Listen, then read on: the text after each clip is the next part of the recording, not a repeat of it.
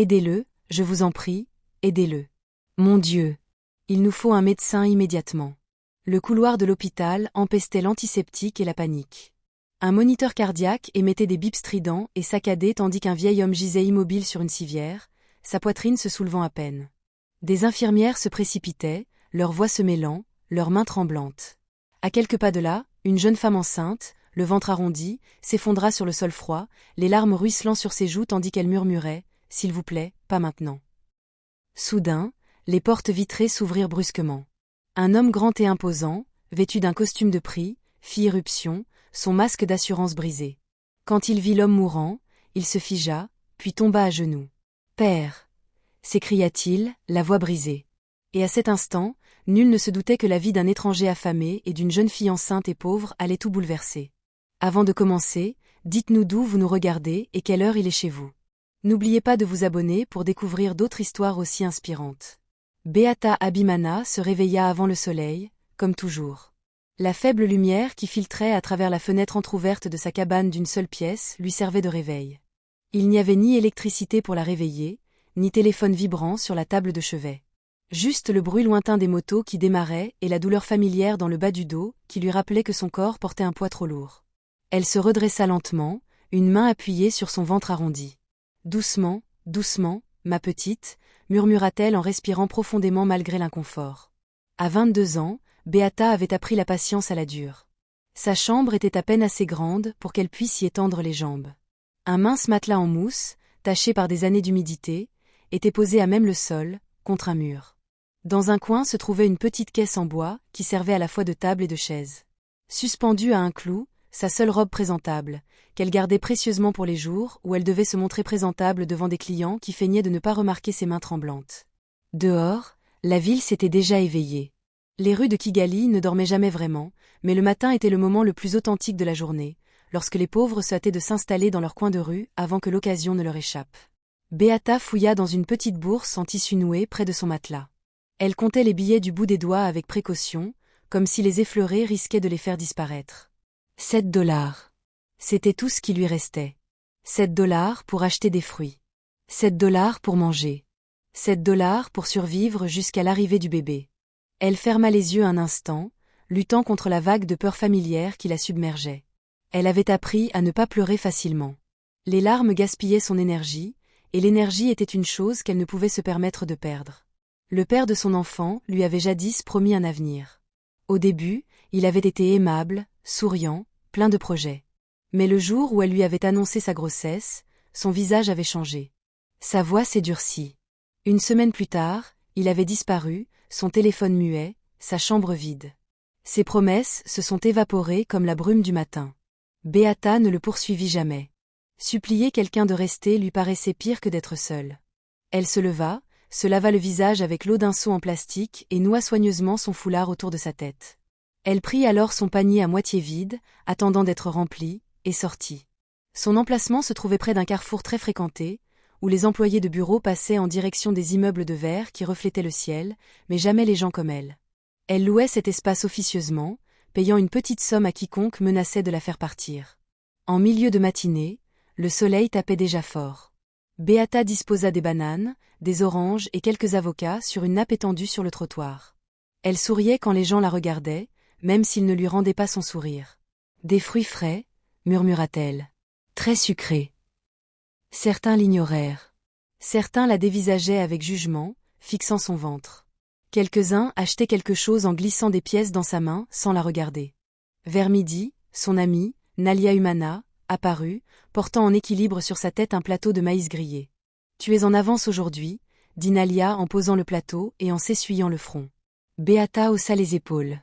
« Je n'arrivais pas à dormir. » Nalia jeta un coup d'œil au ventre de Beata, puis au petit tas d'argent à côté de son panier. « Combien te reste-t-il » Beata hésita, puis répondit honnêtement, 7 $.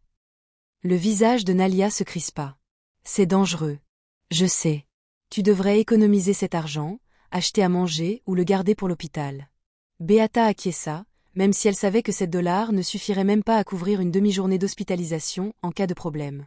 Ils travaillèrent en silence un moment, chacun perdu dans ses pensées. La faim lui tordait le ventre, mais elle l'ignora. Elle avait appris à la reconnaître comme un simple bruit de son corps, au même titre que la circulation ou le vent. Puis elle le vit. Au début, Beata crut qu'il était ivre.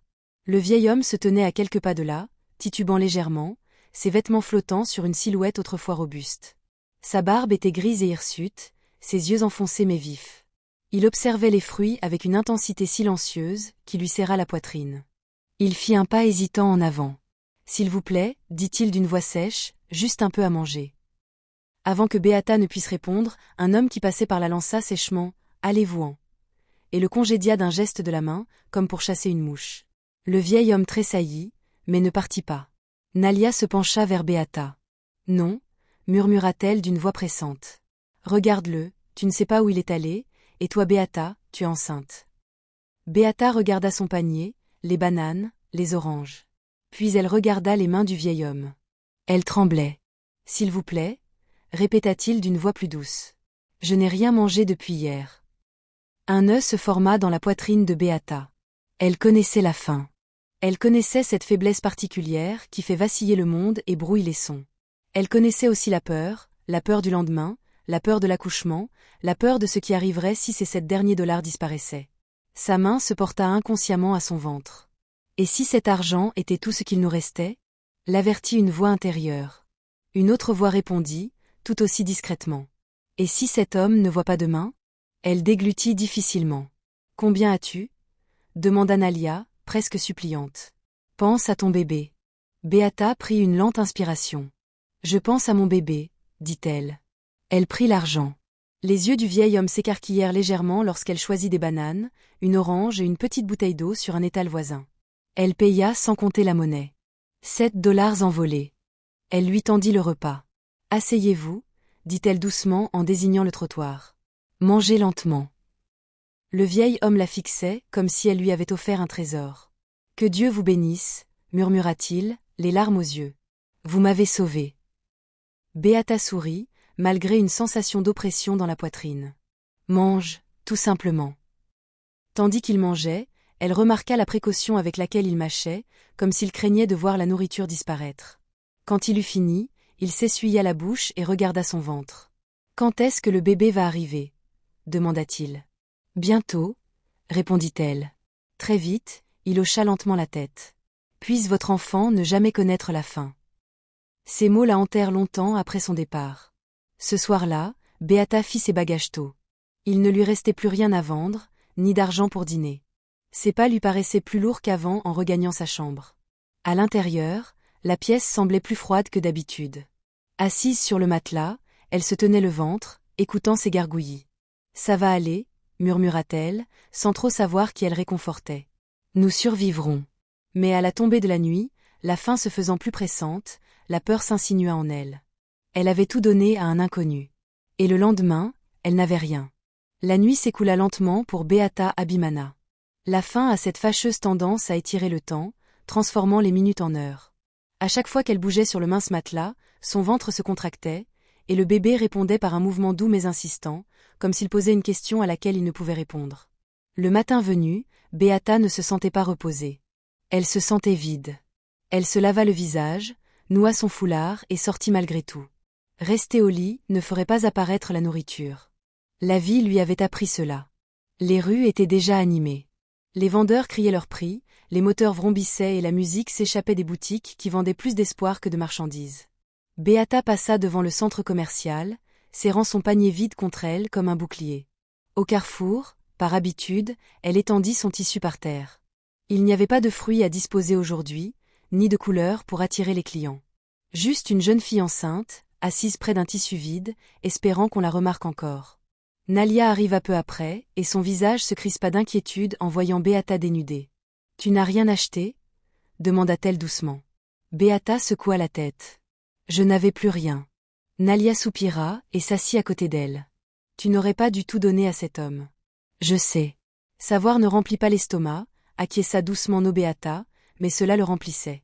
Ils restèrent assis en silence, observant les gens passer en hâte. La plupart évitaient de les regarder. La pauvreté mettait les autres mal à l'aise. Elle leur rappelait combien la frontière était ténue. Alors que le soleil montait dans le ciel, la vision de Beata se brouilla légèrement. Elle ajusta sa position assise, respirant lentement, s'efforçant de faire obéir son corps. Puis, à travers la foule, elle aperçut une silhouette familière, le vieil homme. Le maître de cérémonie Samuel Coteau s'approcha lentement, d'un pas hésitant mais déterminé. Il paraissait plus propre aujourd'hui, comme s'il s'était lavé quelque part, mais il restait terriblement maigre. Un instant, Beata se demanda si la faim ne lui jouait pas des tours.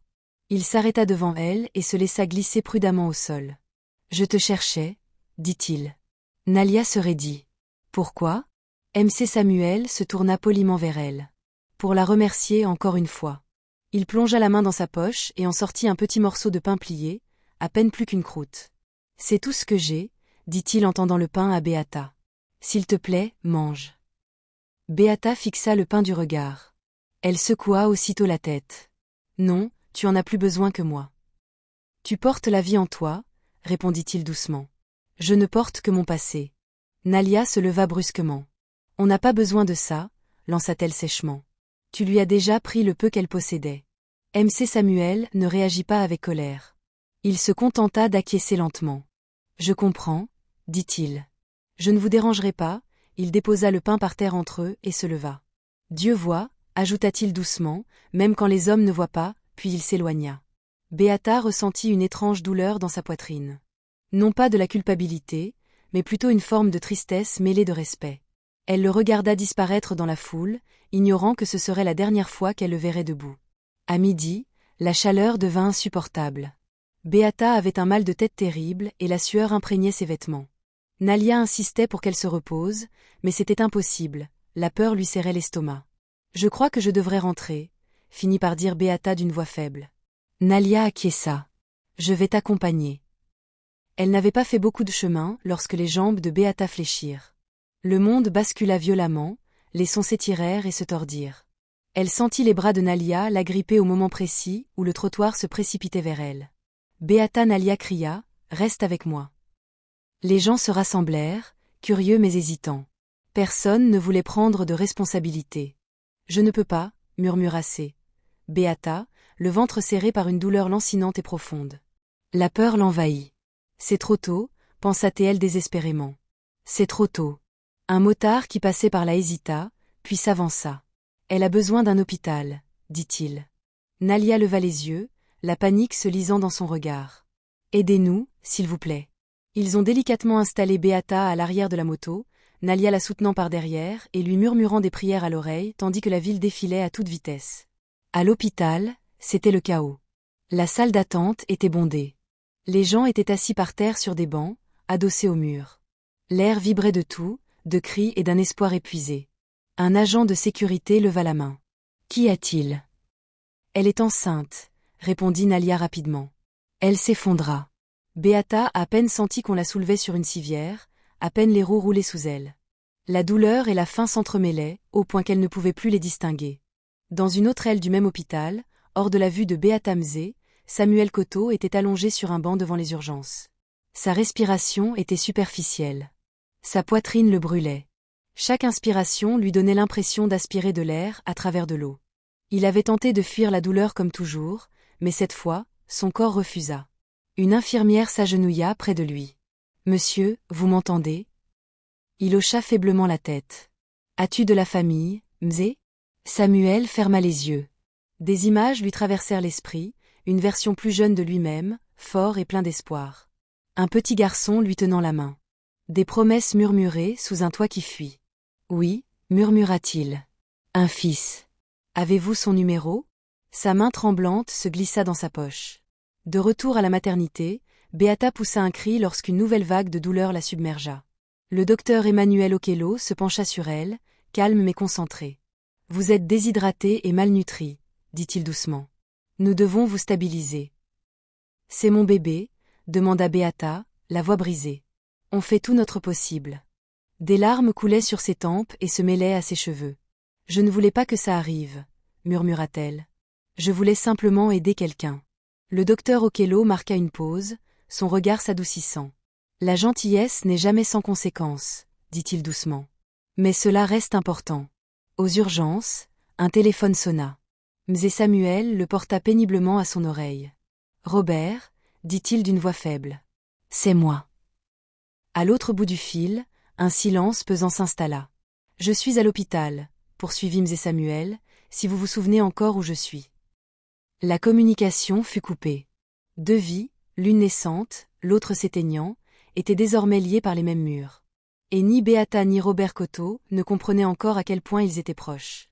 La lumière de l'après-midi filtrait, à travers les hautes fenêtres de l'hôpital, pâle et impitoyable. Elle révélait chaque fissure dans la peinture, chaque visage fatigué, chaque peur inavouée qui hantait le bâtiment. Beata Abimana était allongée sur un lit d'hôpital étroit, son corps tremblant tandis qu'une perfusion intraveineuse lui administrait lentement des fluides dans ses veines fragilisées. Les douleurs aiguës s'étaient légèrement atténuées, remplacées par une douleur sourde et constante qui la paralysait. Ses lèvres étaient sèches, sa gorge la brûlait. Mais pire que la douleur physique, c'était la peur qui lui pesait sur la poitrine. Elle tourna la tête vers le docteur Emmanuel Okello, tandis qu'il ajustait le moniteur à côté de son lit. « Docteur, murmura-t-elle, dites-moi la vérité. » Il la regarda dans les yeux, choisissant ses mots avec soin. « Ton corps est épuisé, Beata. Tu as survécu avec trop peu de ressources pendant trop longtemps. Et mon bébé ?» Il hésita une seconde de trop. « Le bébé est stressé, » admit-il. « Mais il y a encore de l'espoir. Nous suivons la situation de près. » Espoir. Ce mot sonnait fragile comme du verre. Beata ferma les yeux, la main posée instinctivement sur son ventre. « Je n'ai pas voulu être négligente, » murmura-t-elle. « Je ne pouvais pas le voir mourir de faim. » Le docteur Okello hocha lentement la tête.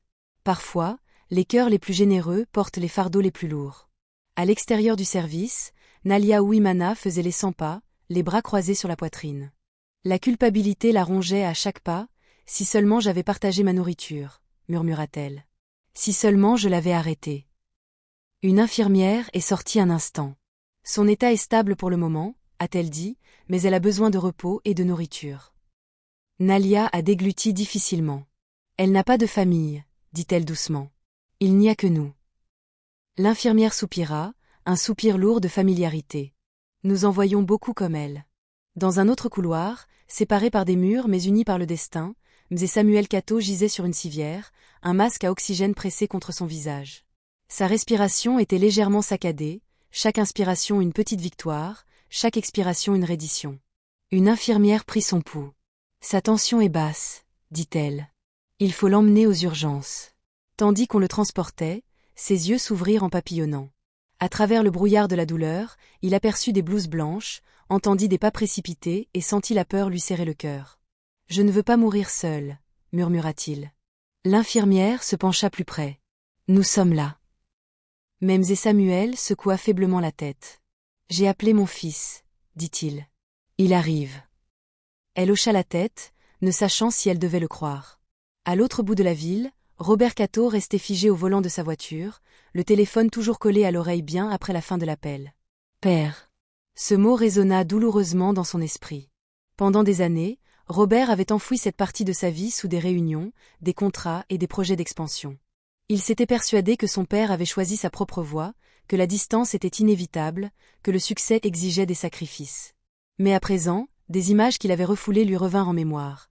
Les mains rudes de son père le guidant enfant, la fierté discrète dans son regard, la façon dont il s'était tenu en retrait pour laisser son fils s'avancer. Robert tourna la clé dans le contact, les mains tremblantes pour la première fois depuis des années. « Attends !» murmura-t-il. « Tenez bon, s'il vous plaît. » De retour à la maternité, la nuit tombait lentement. La faim de Beata s'était muée en un vide engourdi. Une infirmière lui apporta un petit bol de bouillie. « Mangez !» l'encouragea doucement l'infirmière. « Pour le bébé. » Beata souleva la cuillère avec effort. Chaque bouchée était lourde, mais elle se força à avaler, imaginant la force revenir en elle, en son enfant. Tout en mangeant, ses pensées se tournèrent vers le vieil homme, Mzé Samuel. Elle se souvenait de son regard, non pas de pitié, mais de gratitude, de sa voix tremblante lorsqu'il avait évoqué les bienfaits. « Où es-tu maintenant » murmura-t-elle au plafond. « Es-tu en sécurité ?»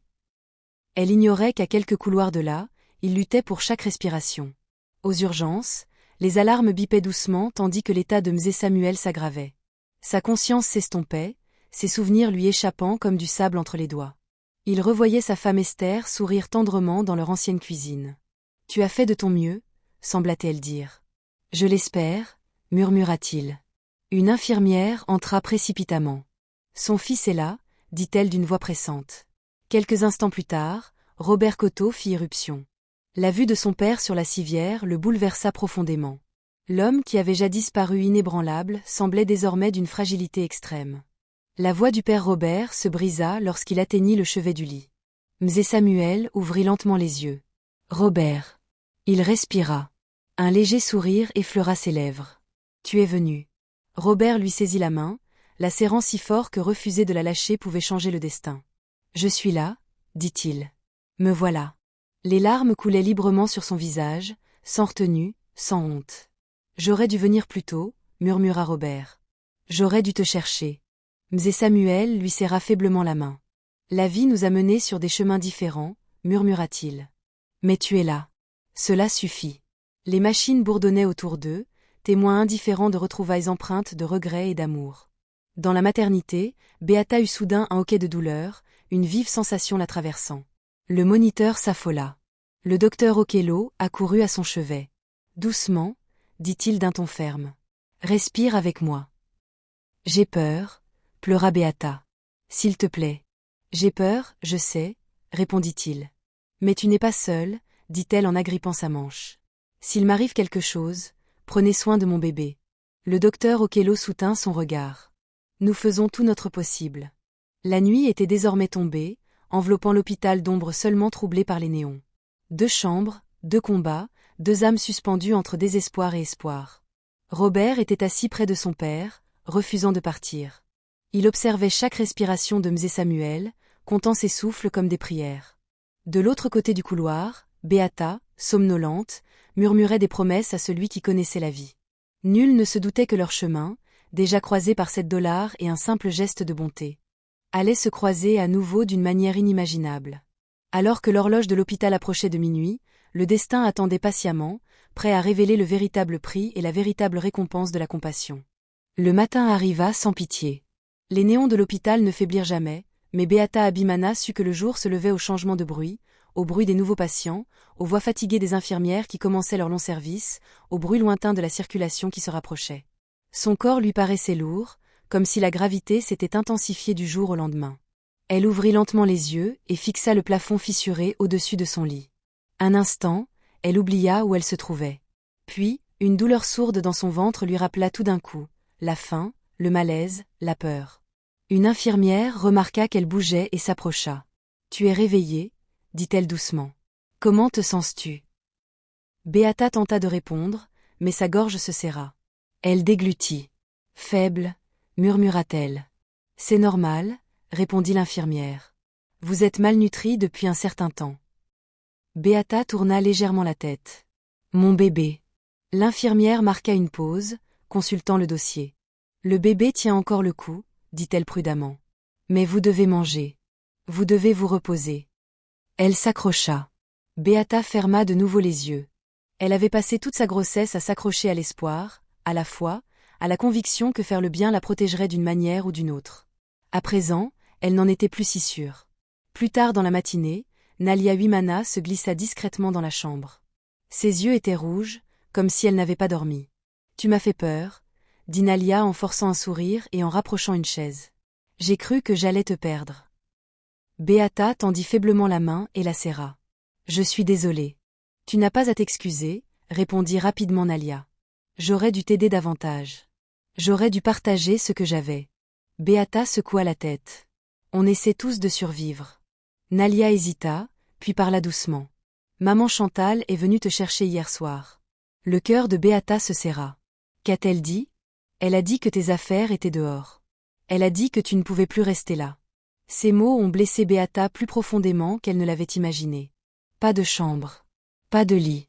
Nulle part où aller après l'hôpital. Elle détourna le visage, retenant ses larmes. Je comprends. Nalia serra les poings. Tu es à l'hôpital. Elle n'a plus de cœur. Beata esquissa un léger sourire. Peut-être a-t-elle simplement peur. On a peur quand on craint de perdre le peu qu'on possède. Nalia la regarda, stupéfaite. Comment peux-tu encore penser comme ça ? Beata ne répondit pas. Elle ne savait pas comment expliquer que la colère l'épuisait et qu'elle n'avait plus d'énergie à donner.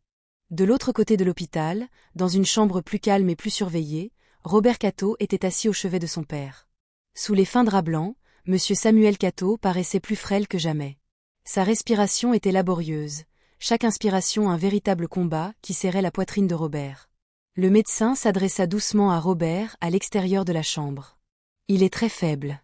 Des années d'exposition. Une mauvaise alimentation. Son corps lutte depuis trop longtemps. Robert acquiesça. Il serra les mâchoires. Que puis-je faire? Soyez là, répondit le médecin sincèrement. Cela compte plus que vous ne le pensez. Robert retourna au chevet de son père et reprit sa main. Je suis désolé, dit-il doucement. J'aurais dû te chercher plus tôt. Madame Samuel ouvrit légèrement les yeux. Vous étiez occupée à construire votre monde, murmura-t-il. Je ne voulais pas être un fardeau. Tu n'as jamais été un fardeau, dit Robert, la voix brisée. Madame Samuel esquissa un sourire. Alors, ne portez pas le fardeau de la culpabilité. Portez plutôt la bienveillance. Ces mots résonnèrent étrangement dans l'esprit de Robert. La gentillesse. C'était un mot rarement prononcé dans les salles de réunion. À la maternité, Beata a pu rentrer chez elle cet après-midi-là avec des instructions strictes. Se reposer, manger régulièrement et revenir immédiatement si la douleur s'intensifiait. Le problème, bien sûr, c'est que ces instructions n'apportaient aucune solution. Nalia l'a aidée à se lever en passant un bras autour de sa taille, tandis qu'elle quittait lentement l'hôpital. Dehors, le soleil était trop éclatant. Le monde allait trop vite. « Où iras-tu » demanda Nalia d'une voix douce. Beata ne répondit pas tout de suite. Ils se dirigèrent vers l'endroit où se trouvait sa cabane. Mais en approchant, Beata aperçut ses quelques affaires éparpillées sur le sol. Un matelas mince, un seau, un petit sac de vêtements. Maman Chantal se tenait à proximité, les bras croisés. « Je te l'avais dit » dit-elle d'un ton neutre. « Pas d'argent, pas de chambre. » Beata hocha lentement la tête. « Je comprends. » Maman Chantal hésita un instant, puis se détourna. « Je ne peux pas nourrir une bouche de plus. » Beata se pencha lentement pour ramasser son sac. Son corps protestait à chaque mouvement. Les yeux de Nalia brûlaient de colère. « Tu peux rester avec moi » proposa-t-elle. « Il y a foule, mais Beata secoua doucement la tête. « Tu as à peine de la place pour toi. » Ils restèrent là un instant, entourés par le bruit et l'indifférence. Beata le sentit alors. Une douleur vive et sans équivoque. Elle haleta et agrippa le bras de Nalia. « Il y a un problème. » La panique s'est instantanément emparée des esprits. « Il faut rentrer » a dit Nalia. Mais les jambes de Beata l'ont de nouveau lâchée. Cette fois, il n'y avait personne pour se rassembler. Aucune moto à proximité. De la peur pure et simple. De retour à l'hôpital, le docteur Okello fronça les sourcils en l'examinant. « Votre corps est soumis à un stress extrême, » dit-il. « Tu t'épuises. »« Je n'ai pas le choix, » murmura Beata. « Si, » répondit-il fermement. « Mais il faudra de l'aide. » Elle détourna le visage. « L'aide a un coût. » Le docteur Okello soupira. « Parfois, l'aide vient de sources inattendues. »« Aux urgences, Madame E. » Samuel remua soudainement. « Beata » murmura-t-il. Robert se pencha brusquement en avant. « Qui est cette fille » murmura Madame E. « Samuel. »« La fille enceinte ?»« Elle m'a nourri. » Robert se figea. « Quelle fille ?» La respiration de Madame E. Samuel devint superficiel. « Elle m'a tout donné. » Robert était pris d'une angoisse folle. Une fille enceinte. 7 $. La bonté sans condition. Soudain, le mot bonté semblait plus lourd que la culpabilité. « Où est-elle » demanda Robert avec insistance. Les yeux de Madame E. Samuel papillonnèrent. « Je ne sais pas, mais Dieu le sait. » Le moniteur émit des bips plus rapides. Robert se leva brusquement. « Trouvez-la » dit-il à une infirmière à proximité. « Une femme enceinte. Elle a fait un malaise récemment. » L'infirmière a hésité. « Il y a beaucoup de femmes enceintes ici. »« Je vous en prie » dit Robert d'une voix rauque. « Elle a sauvé la vie de mon père pour un jour de plus. Je lui dois tout. » Tandis que l'infirmière s'éloignait précipitamment, Robert retourna auprès de son père. « Repose-toi » dit-il doucement. « Je m'en occupe. » Madame E. Samuel esquissa un sourire. « Vous l'êtes déjà. » De retour à la maternité, Beata, épuisée et effrayée, était recroquevillée sur le lit.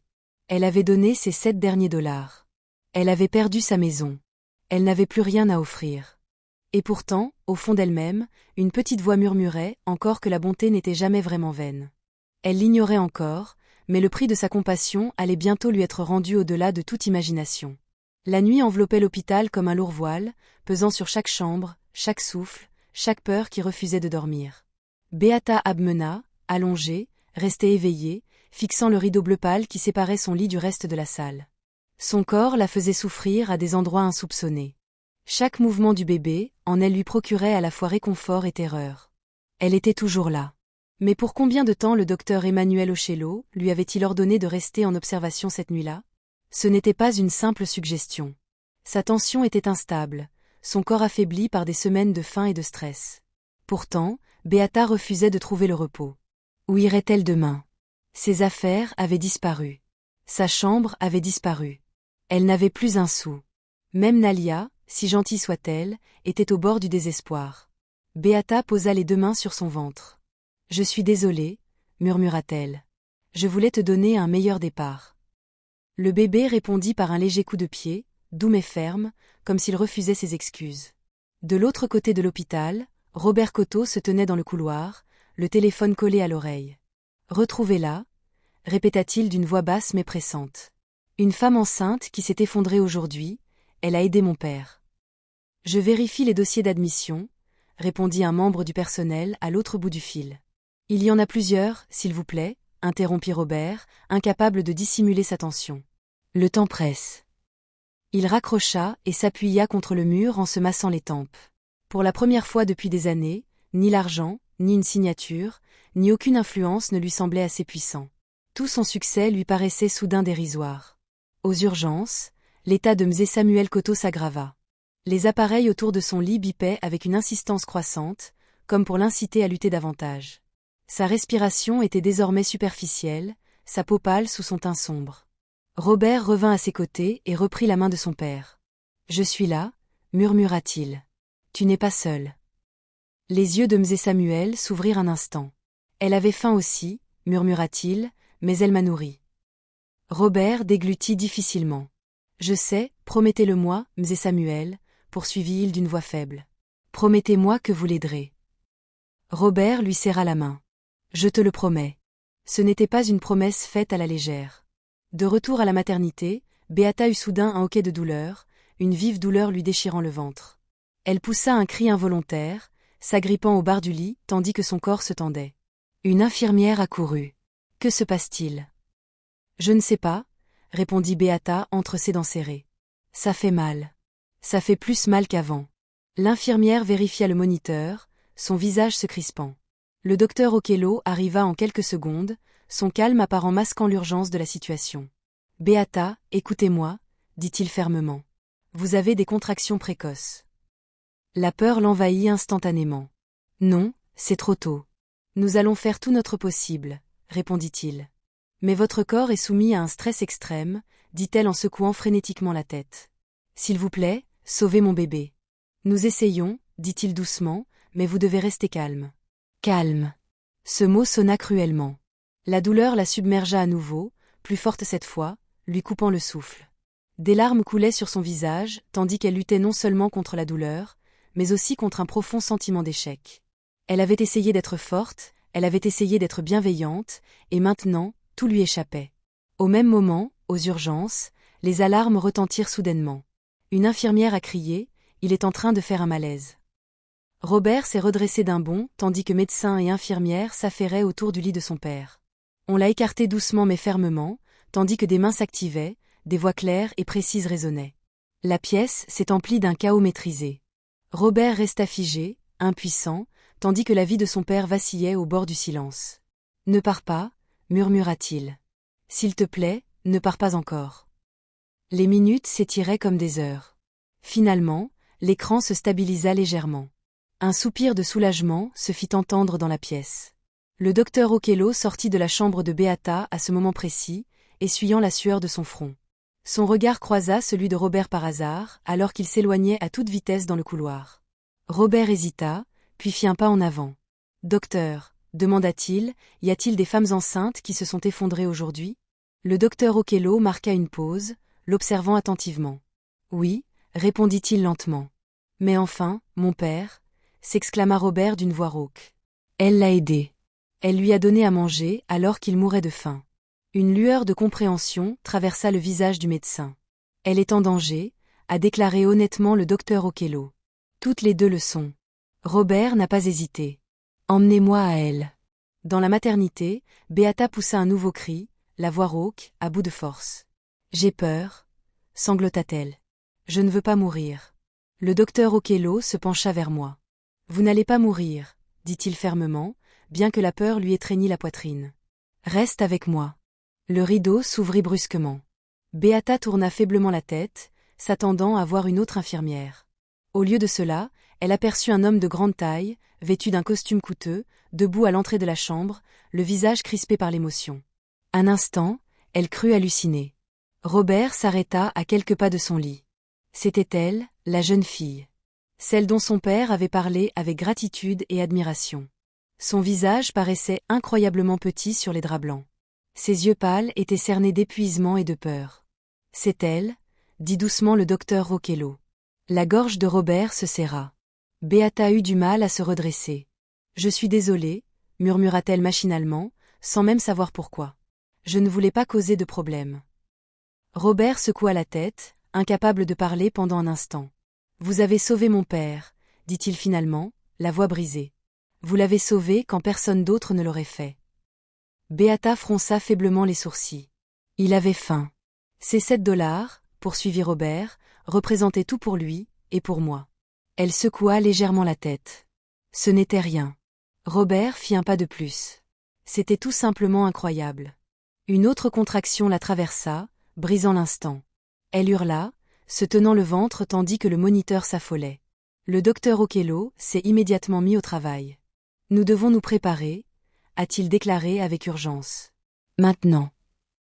Robert recula instinctivement, la peur le saisissant à nouveau. Il observa les infirmières entourer Beata, l'aider à respirer, régler les appareils, faire tout leur possible. S'il vous plaît, murmura Robert, les poings serrés. Laissez-les vivre. Il n'avait jamais prié ainsi auparavant.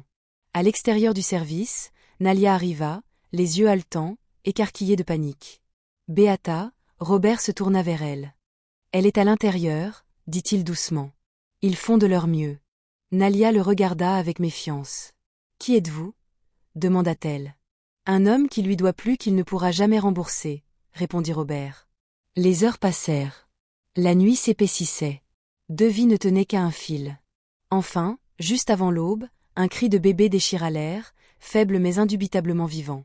Des larmes coulèrent sur les joues de Beata en entendant cela. Elle est là, dit doucement une infirmière. Votre bébé est là. L'épuisement submergea Beata, mais un immense soulagement l'envahit. Robert, figé, laissa couler ses larmes. Son père était encore en vie.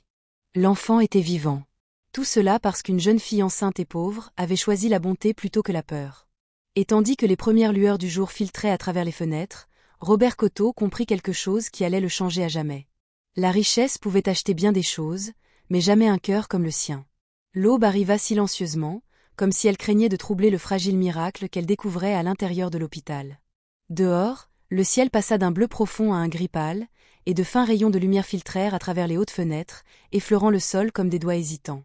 Dans la maternité, le chaos de la nuit s'était mué en épuisement et en un soulagement murmuré. Beata Abimana restait immobile.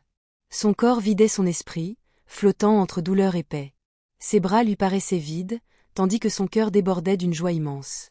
Une infirmière déposa délicatement le bébé à côté d'elle. Elle est petite, dit-elle doucement, mais elle respire toute seule. C'est bon signe. Beata tourna lentement la tête, les larmes brouillant sa vision. Sa fille. Sa petite poitrine se soulevait et s'abaissait au rythme d'une respiration légère, chaque respiration une victoire silencieuse.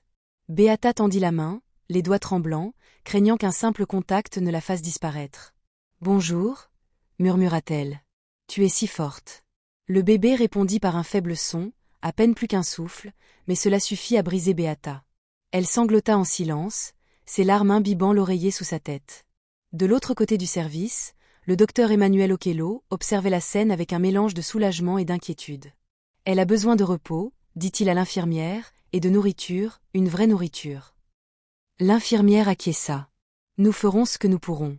À l'extérieur du service, Robert Coteau, le dos contre le mur, les mains sur le visage, entendait encore les pleurs du bébé résonner dans sa tête. Vivante. Ce mot semblait irréel. Nalia Ouamana se tenait à quelques pas de là, se serrant fort contre elle-même. Elle avait été témoin de nombreuses naissances dans la rue, de nombreuses fins aussi, mais jamais d'une telle grâce. Laisse-t-elle ? Demanda Nalia doucement. Robert baissa les mains et la regarda. Ses yeux étaient rouges, sa voix rauque. Ils sont tous les deux vivants. Nalia laissa échapper un souffle tremblant et porta la main à sa bouche. Dieu merci. Un silence pesant s'installa entre eux, chargé de tout ce qui avait failli être perdu. Aux urgences, cependant, le temps s'écoulait différemment. Aziz Samuel Kato était allongé, conscient, branché à des machines qui respiraient pour lui. Son corps, désormais à bout de force, l'abandonnait. La nuit l'avait tout pris. Robert revint au chevet de son père au moment où le médecin ajustait le moniteur. Son état est critique, annonça prudemment le médecin. Il pourrait ne pas se réveiller. Robert hocha lentement la tête, la poitrine douloureuse. Puis-je m'asseoir avec lui ? Bien sûr. Robert rapprocha une chaise et s'assit, prenant la main de son père. Je l'ai retrouvée, murmura-t-il. La fille dont tu m'as parlé. Il déglutit difficilement. Elle a failli tout perdre elle aussi, mais elle ne s'est pas plainte. Elle n'a rien demandé. Robert se pencha plus près. Tu avais raison, père. La bonté existe encore. Pendant un instant, rien ne se passa.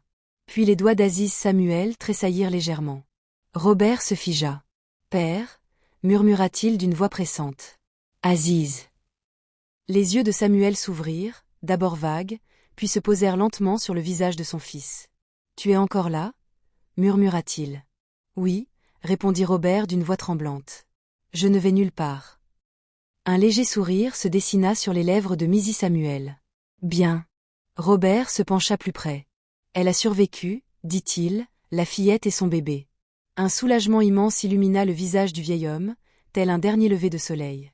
Alors, ma fin avait un sens, murmura-t-il. Tu comptais, répondit Robert avec véhémence. Tu as toujours compté. La respiration de Missy Samuel ralentit, devenant superficielle. Écoutez-moi, dit-il d'une voix faible. Tout ce que j'ai perdu n'a aucune importance. Ce qui compte, c'est ce que l'on donne quand on n'a plus rien. Robert hocha la tête, les larmes coulant librement à présent. Je comprends. Le regard de Missy Samuel se perdit dans le ciel. Prends soin d'elle, murmura-t-il, et de l'enfant. Je te le promets. Le moniteur émit un long son régulier. Le médecin s'avança discrètement et posa une main sur l'épaule de Robert. Je suis désolé, dit-il. Robert ne bougea pas. Il resta assis là, tenant la main de son père, tandis que la vérité s'imprégnait en lui. L'homme qu'il avait élevé avec tout son amour était mort sans rien, mais avait laissé derrière lui quelque chose de bien plus précieux. Plus tard dans la matinée, le docteur Okello se tenait de nouveau au chevet de Beata. Vous avez bien fait, dit-il doucement. Tous les deux. Beata esquissa un faible sourire. Elle est vivante. C'est tout ce qui compte. Il y a autre chose, ajouta-t-il prudemment. Un homme souhaite vous voir. Beata fronça légèrement les sourcils. Qui ? Avant qu'il ne puisse répondre, le rideau se souleva. Robert entra. Il n'avait plus l'air d'un homme d'affaires puissant. Il ressemblait à un fils qui venait d'enterrer son père. Beata eut du mal à se redresser. S'il vous plaît, vous n'êtes pas obligé de rester, dit rapidement Robert. Il s'approcha prudemment de quelques pas et s'arrêta au pied de son lit. Mon père est mort ce matin, dit-il doucement. Les yeux de Beata s'écarquillèrent. Je suis vraiment désolé. Robert hocha la tête. Il a parlé de toi jusqu'à la fin. Elle secoua légèrement la tête. Je n'ai rien fait de spécial. Tu lui as donné tes 7 derniers dollars, répondit Robert. Tu l'as nourri alors que tu n'avais rien. Beata détourna le regard. Il avait faim. Toi aussi, dit Robert d'une voix douce. Un silence s'installa entre eux. Finalement, Robert reprit. Je veux vous aider. Beata se raidit. Je ne veux pas de charité. Je sais, dit Robert. Ce n'est pas de la charité. Il marqua une pause, choisissant soigneusement ses mots. C'est cela, la gratitude et la responsabilité. Elle scruta son visage, cherchant la pitié, en vain. Quel genre d'aide ? Demanda-t-elle avec prudence. Un endroit où loger, a-t-il dit. Des soins médicaux. De la nourriture. Il est temps de guérir. Beata hésita. Son orgueil luttait contre l'épuisement. Mon amie Nalia sera des nôtres, si elle le souhaite, dit rapidement Robert. Les yeux de Nalia s'emplirent de larmes. Beata baissa les yeux vers sa fille, puis les releva vers Robert. Juste le temps que je puisse me débrouiller seule, dit-elle fermement. Robert acquiesça. Aussi longtemps que nécessaire. À l'extérieur de la chambre, les infirmières se déplaçaient silencieusement. La vie suivait son cours implacable. À l'intérieur, quelque chose avait changé. Beata avait perdu sa maison. Elle avait perdu ses forces. Elle avait failli perdre son enfant. Mais elle avait obtenu quelque chose d'inattendu, la preuve que la bonté, même au prix de tout, ne s'évanouissait pas. Alors que Robert se retournait pour partir, Beata l'appela doucement. « Monsieur », il se retourna. « Je m'appelle Beata, dit-elle. Et merci d'avoir tenu votre promesse. » Robert hocha la tête d'une voix à peine audible. « Merci de m'avoir montré à quoi ça ressemble. » Et le soleil montait dans le ciel, illuminant les murs de l'hôpital. Deux vies. Deux êtres autrefois étrangers l'ont entamé, unis non par la richesse ou les obligations, mais par une vérité simple et inébranlable. Ce que nous offrons dans nos moments les plus sombres peut éclairer le chemin d'autrui. Les jours suivants s'écoulèrent doucement, comme si le monde lui-même avait décidé de ralentir le rythme pour Beata Abimana et sa fille nouveau-née. La lumière du matin filtrait à travers les fenêtres de l'hôpital, plus chaude désormais, moins crue qu'auparavant. Beata s'éveilla au doux bourdonnement de la chambre et à la respiration légère et irrégulière du bébé qui dormait à ses côtés. Chaque fois qu'elle ouvrait les yeux et voyait cette petite poitrine se soulever et s'abaisser, une vague de gratitude l'envahissait. Elle nomma sa fille Acha. « Parce que tu es l'espoir », murmura Beata en caressant la joue du bébé du bout des doigts. Les doigts d'Acha se refermèrent instinctivement sur le bout des doigts de Beata, une étreinte fragile mais plus forte que n'importe quelle promesse. Nalia Ouimana venait chaque matin, apportant le peu de nourriture qu'elle pouvait donner. Du pain moelleux, une banane, parfois du porridge chaud si elle avait réussi à vendre suffisamment de maïs tôt le matin. « Tu as changé », dit Nalia un matin, souriant doucement en regardant Beata nourrir le bébé. Beata acquiesça. « Je me sens différente. » La peur était toujours présente, mais elle ne la dominait plus complètement. Quelque chose de plus stable avait pris sa place. De l'autre côté de l'hôpital, Robert Cato, dans un bureau silencieux, regardait par la fenêtre tandis que la ville s'animait en contrebas. Les voitures klaxonnaient, les gens se pressaient, la vie suivait son cours, indifférente à la perte qu'il portait en lui. Les obsèques de son père s'étaient déroulées dans le calme et le respect. Ni caméra, ni presse, une cérémonie simple, comme l'aurait souhaité Madame Samuel. Robert y avait tenu. Il vivait simplement, avait-il confié à ses assistants. Il méritait d'être honoré de la même manière. Pourtant, même en gérant la logistique et les appels, ses pensées revenaient sans cesse à la maternité, à Beata, à la façon dont elle s'était excusée d'avoir causé des désagréments alors qu'elle souffrait, à la façon dont elle avait refusé la charité tout en assumant ses responsabilités. Robert retourna à l'hôpital cet après-midi-là, une petite enveloppe à la main. Il s'arrêta devant la chambre de Beata, écouta un instant avant de frapper doucement. « Entrez », dit Beata. Il entra, soudain pris d'un doute. Beata lui sourit poliment. « Bonjour. Comment vous sentez-vous aujourd'hui » demanda Robert. « Mieux », répondit-elle honnêtement, encore fatiguée, mais vivante. Il hocha la tête. « Puis-je m'asseoir » Elle désigna la chaise. « Bien sûr. » Un silence s'installa. Robert s'éclaircit la gorge. « J'ai trouvé un petit appartement, » dit-il finalement, « pas loin d'ici, rien d'extraordinaire. » Beata se raidit légèrement. « Je te l'ai dit, je m'en souviens, » répliqua Robert rapidement, « juste le temps que tu sois assez forte, pas de contrat, pas de conditions. » Elle l'observa de nouveau, cherchant du contrôle, une attente. Elle ne trouva qu'une sincérité discrète. « Et la facture d'hôpital » demanda-t-elle doucement. « Elle est réglée, » répondit Robert, « et les soins du bébé seront pris en charge jusqu'à ce que son état soit stabilisé. » Beata expira lentement. « Merci. » Il hésita, puis déposa l'enveloppe sur la table. « Ce n'est pas de l'argent, » a-t-il dit. « Ce sont des documents. Le bail de l'appartement est à votre nom. » Ses yeux s'écarquillèrent. « En mon nom ? Oui. » Un silence pesant s'installa dans la pièce. « Tu ne me connais même pas, » dit Beata d'une voix douce. Robert regarda Acha qui dormait paisiblement. « J'en sais assez. » Ce soir-là, Beata quitta l'hôpital pour la première fois en tant que mère. Nalia l'aida à rassembler leurs quelques affaires tandis qu'une infirmière emmitouflait soigneusement Acha et la déposait dans les bras de Beata. Une voiture attendait dehors, Beata hésita avant d'y monter. « Je n'ai jamais voyagé dans une voiture comme celle-ci, » admit-elle. Robert esquissa un sourire. « Mon père non plus, pendant des années. » Le trajet fut court, mais semblait irréel. Beata appuya légèrement son front contre la vitre, regardant la ville défiler. Les rues paraissaient identiques, et pourtant tout semblait avoir changé. L'appartement était petit, mais propre. La pièce unique était baignée de lumière. Il y avait un lit, une table et une kitchenette.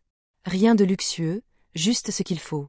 Beata, bouleversée, se tenait sur le seuil. « Je ne sais pas quoi dire, » murmura-t-elle. « Ne dis rien, » répondit Robert. « Repose-toi. » La porte se referma derrière lui, Beata s'assit sur le lit et serra Acha contre elle. « Nous avons un toit, » murmura-t-elle, « juste pour l'instant, mais c'est suffisant. » Cette nuit-là, tandis que Beata dormait, Robert retourna chez lui, une grande maison silencieuse qui lui parut soudain plus vide que jamais. Il resta assis seul dans le salon, accablé par le poids des dernières paroles de son père. Privilégier la bienveillance. Le lendemain matin, Robert assista à une réunion du conseil d'administration. La salle, impeccable et froide, était remplie de visages familiers et de questions plus pointues. « Vous avez été distrait », a lancé un membre du conseil d'administration d'un ton accusateur. « Le marché vous observe. » Robert écouta calmement. « Mon père est mort, » répondit-il, « et j'ai découvert quelque chose d'important. » Un silence s'installa dans la pièce. « Nous nous développons, » insista un autre membre. « Ce n'est pas le moment pour. »« C'est justement le moment, » l'interrompit Robert. Sa voix était posée mais ferme. Il se leva. « Nous allons créer une fondation axée sur la santé maternelle, les sans-abri et les soins d'urgence. » Des murmures parcoururent la table. « Il ne s'agit pas d'œuvres caritatives, » poursuivit Robert. « C'est une responsabilité. » Certains semblaient sceptiques, d'autres mal à l'aise. « Je ne demande pas la permission, » a-t-il conclu. « Je vous informe. » Plus tard dans la journée, Robert est revenu rendre visite à Beata, cette fois-ci avec des provisions et un petit berceau. Beata a ri doucement en le voyant. « Tu en fais trop, » dit Robert en secouant la tête. « J'apprends. » Les jours passèrent. Beata reprit lentement des forces. Elle apprit à reconnaître les rythmes d'Acha, ses cris, ses moments de calme. Nalia venait souvent lui rendre visite, restant parfois tard le soir, et l'aidait du mieux qu'elle pouvait. Un après-midi, tandis que Beata pliait des vêtements de bébé, elle demanda doucement « Pourquoi m'aides-tu vraiment ?» Robert marqua une pause. « Parce qu'il a dit que lorsque mon père n'avait rien, tu l'as traité comme s'il comptait. » Beata hocha lentement la tête. « Il a compté. » Oui, Robert était d'accord. « Et vous aussi. » Ce soir-là, seule dans son appartement, Beata repensa aux 7 $ qu'elle avait donnés. Sur le moment, cela lui avait paru insignifiant. À présent, elle comprenait quelque chose de plus profond. La bonté ne disparaît pas. Elle se déplace. Elle attend. Et quand le moment est venu, elle revient souvent de manière inattendue. Entre épuisement et espoir, Beata Abimana a enfin trouvé le sommeil, libérée de toute crainte. Le deuil a cette étrange capacité de remodeler le temps. Pour Robert Coteau, les jours qui suivirent le décès de son père lui parurent à la fois interminables et terriblement rapides. Les réunions se confondaient. Les appels téléphoniques s'accumulaient sans réponse. Les condoléances affluaient, formulées en phrases apprêtées mais distantes, presque récitées. Mais la nuit venue, quand la ville retrouvait enfin son calme, le chagrin le submergeait sans prévenir. Il restait assis seul, la lumière de son bureau tamisant l'écho du dernier souffle de son père qui résonnait encore dans sa tête. À ces moments-là, le succès lui paraissait dénué de sens. La richesse qu'il avait amassée ne pouvait plus acheter une seule conversation, une seule excuse, un seul repas partagé. Un soir, Robert se tenait devant une petite boîte en bois qu'il avait rapportée de l'hôpital. À l'intérieur se trouvaient les quelques affaires de son père, une écharpe usée, un téléphone cassé et un morceau de papier plié. Curieux, Robert le déplia. L'écriture était tremblante mais familière. « Si tu trouves ce message, mon fils, sache que je n'ai jamais été en colère contre toi. J'étais fier de toi. J'espérais simplement qu'un jour tu te souviendrais que le succès ne vaut rien s'il s'efface devant la bonté. » Robert ferma les yeux, la douleur lui serrant la poitrine. « Je me souviens maintenant, » murmura-t-il. Le lendemain matin, il se rendit en voiture à l'appartement de Beata sans prévenir. Beata Abimana était assise près de la fenêtre, berçant doucement Acha dans ses bras, lorsqu'elle entendit frapper.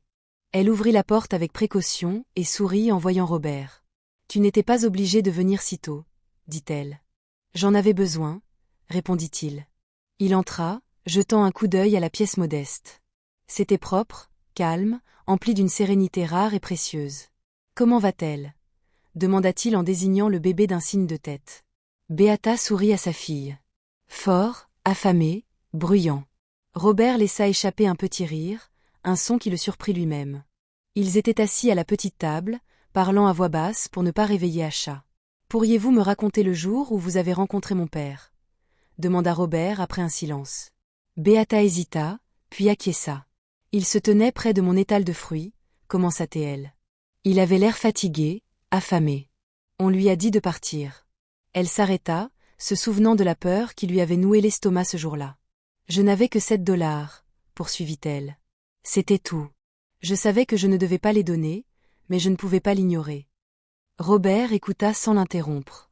Il n'a pas demandé grand-chose, dit Beata doucement. Juste à manger. Un peu de gentillesse, tout simplement. Robert déglutit difficilement. Il ne parlait pas beaucoup de sa vie. Beata secoua la tête. Il ne s'est pas plaint. Il m'a remercié. Il a prié pour mon enfant.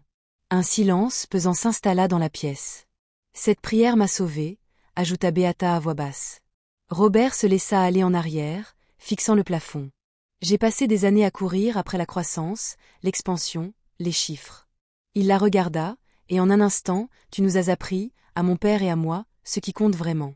Plus tard dans la journée, Robert retourna à son bureau et convoqua une réunion d'urgence avec son équipe de direction. La salle était remplie de costumes élégants et de regards perçants. Nous devons parler de notre stratégie, commença Robert. Un cadre s'est penché en avant. S'il s'agit de la fondation, il s'agit aussi de responsabilité, a rétorqué Robert calmement. Il a projeté une diapositive montrant la saturation des hôpitaux, les taux de mortalité maternelle et les statistiques sur le sans-abrisme dans la région. Ce ne sont pas des problèmes abstraits, a-t-il déclaré. Ils se produisent bien au-delà de ces murs. Un autre cadre a froncé les sourcils. Ce n'est pas notre secteur. Robert soutint son regard. C'est notre responsabilité. Il y eut des résistances. Il y en avait toujours lorsque les profits se sentaient menacés, mais Robert ne céda pas. Mon père est mort parce que le système l'a oublié, dit-il d'une voix calme.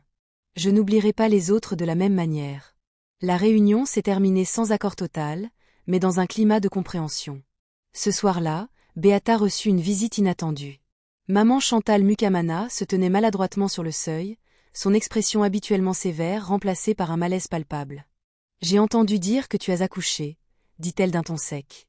Beata acquiesça. « Oui, je ne savais pas que tu étais si malade. » Maman Chantal a poursuivi, « Les gens parlent. » Beata resta silencieuse. Maman Chantal s'éclaircit la gorge. « Je suis venue m'excuser. » Ce mot sembla la surprendre elle-même. « J'avais peur, » admit maman Chantal, peur de ne pas en avoir assez. La voix de Beata était calme. « Je comprends. » Maman Chantal jeta un coup d'œil au bébé et son visage s'adoucit légèrement. « Elle est magnifique. »« Merci. » Après son départ, Beata resta assise en silence, plongée dans ses pensées. Le pardon, réalisa-t-elle, était une autre forme de bonté, qui avait elle aussi un prix. Quelques jours plus tard, Robert invita Beata et Nalia à une cérémonie commémorative intime. Pas d'appareil photo, pas de discours, juste quelques chaises sous un arbre et une simple stèle en bois portant le nom de Mzé Samuel Cadeau. Beata, silencieuse, serrait Acha contre elle tandis que Robert déposait des fleurs au sol. « Mon père croyait en la bonté discrète », dit Robert d'une voix douce. Il la vivait, et c'est finalement grâce à elle qu'il a été sauvé. Beata baissa la tête. Après la cérémonie, Robert se tourna vers elle. « J'ai besoin de ton aide, » dit-il.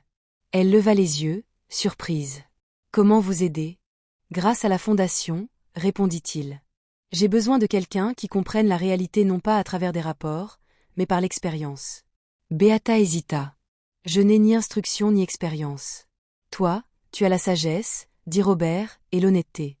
Les yeux de Nalia s'écarquillèrent. « Beata ?» Beata baissa les yeux vers Acha, puis les releva vers Robert. « Je ne veux pas le pouvoir, » dit-elle prudemment. « Je veux la dignité, pour les gens comme nous. » Robert acquiesça. « C'est précisément pour cela que je pose la question. » Cette nuit-là, Beata resta éveillée dans son appartement, fixant à nouveau le plafond, mais cette fois sans peur. Elle songea à l'avenir, à ses responsabilités, aux possibilités. Elle avait donné $7 sans rien attendre en retour. Désormais, la vie lui demandait autre chose, non pas de donner, mais de se tenir debout, de parler, de guider, de se souvenir. Tandis qu'Acha s'agitait à ses côtés, Beata lui sourit doucement. Espoir, murmura-t-elle de nouveau, et dans le calme de la nuit, elle comprit quelque chose qu'elle ignorait jusque-là. Parfois, la plus grande récompense de la bonté ne réside pas dans ce que l'on reçoit, mais dans ce que l'on devient. Beata Abimana ne dormit guère cette nuit-là. Asha était allongée à côté d'elle, respirant doucement, ses petits doigts crispés en poings souples. La pièce était silencieuse, mais les pensées de Beata étaient bruyantes. Les mots de Robert résonnaient sans cesse dans ses pensées. « Je veux que tu m'aides. » Elle avait passé sa vie entière à survivre, à trouver de quoi se nourrir, un abri, la force de tenir un jour de plus. Personne ne lui avait jamais demandé de contribuer à quoi que ce soit de plus grand que sa propre survie.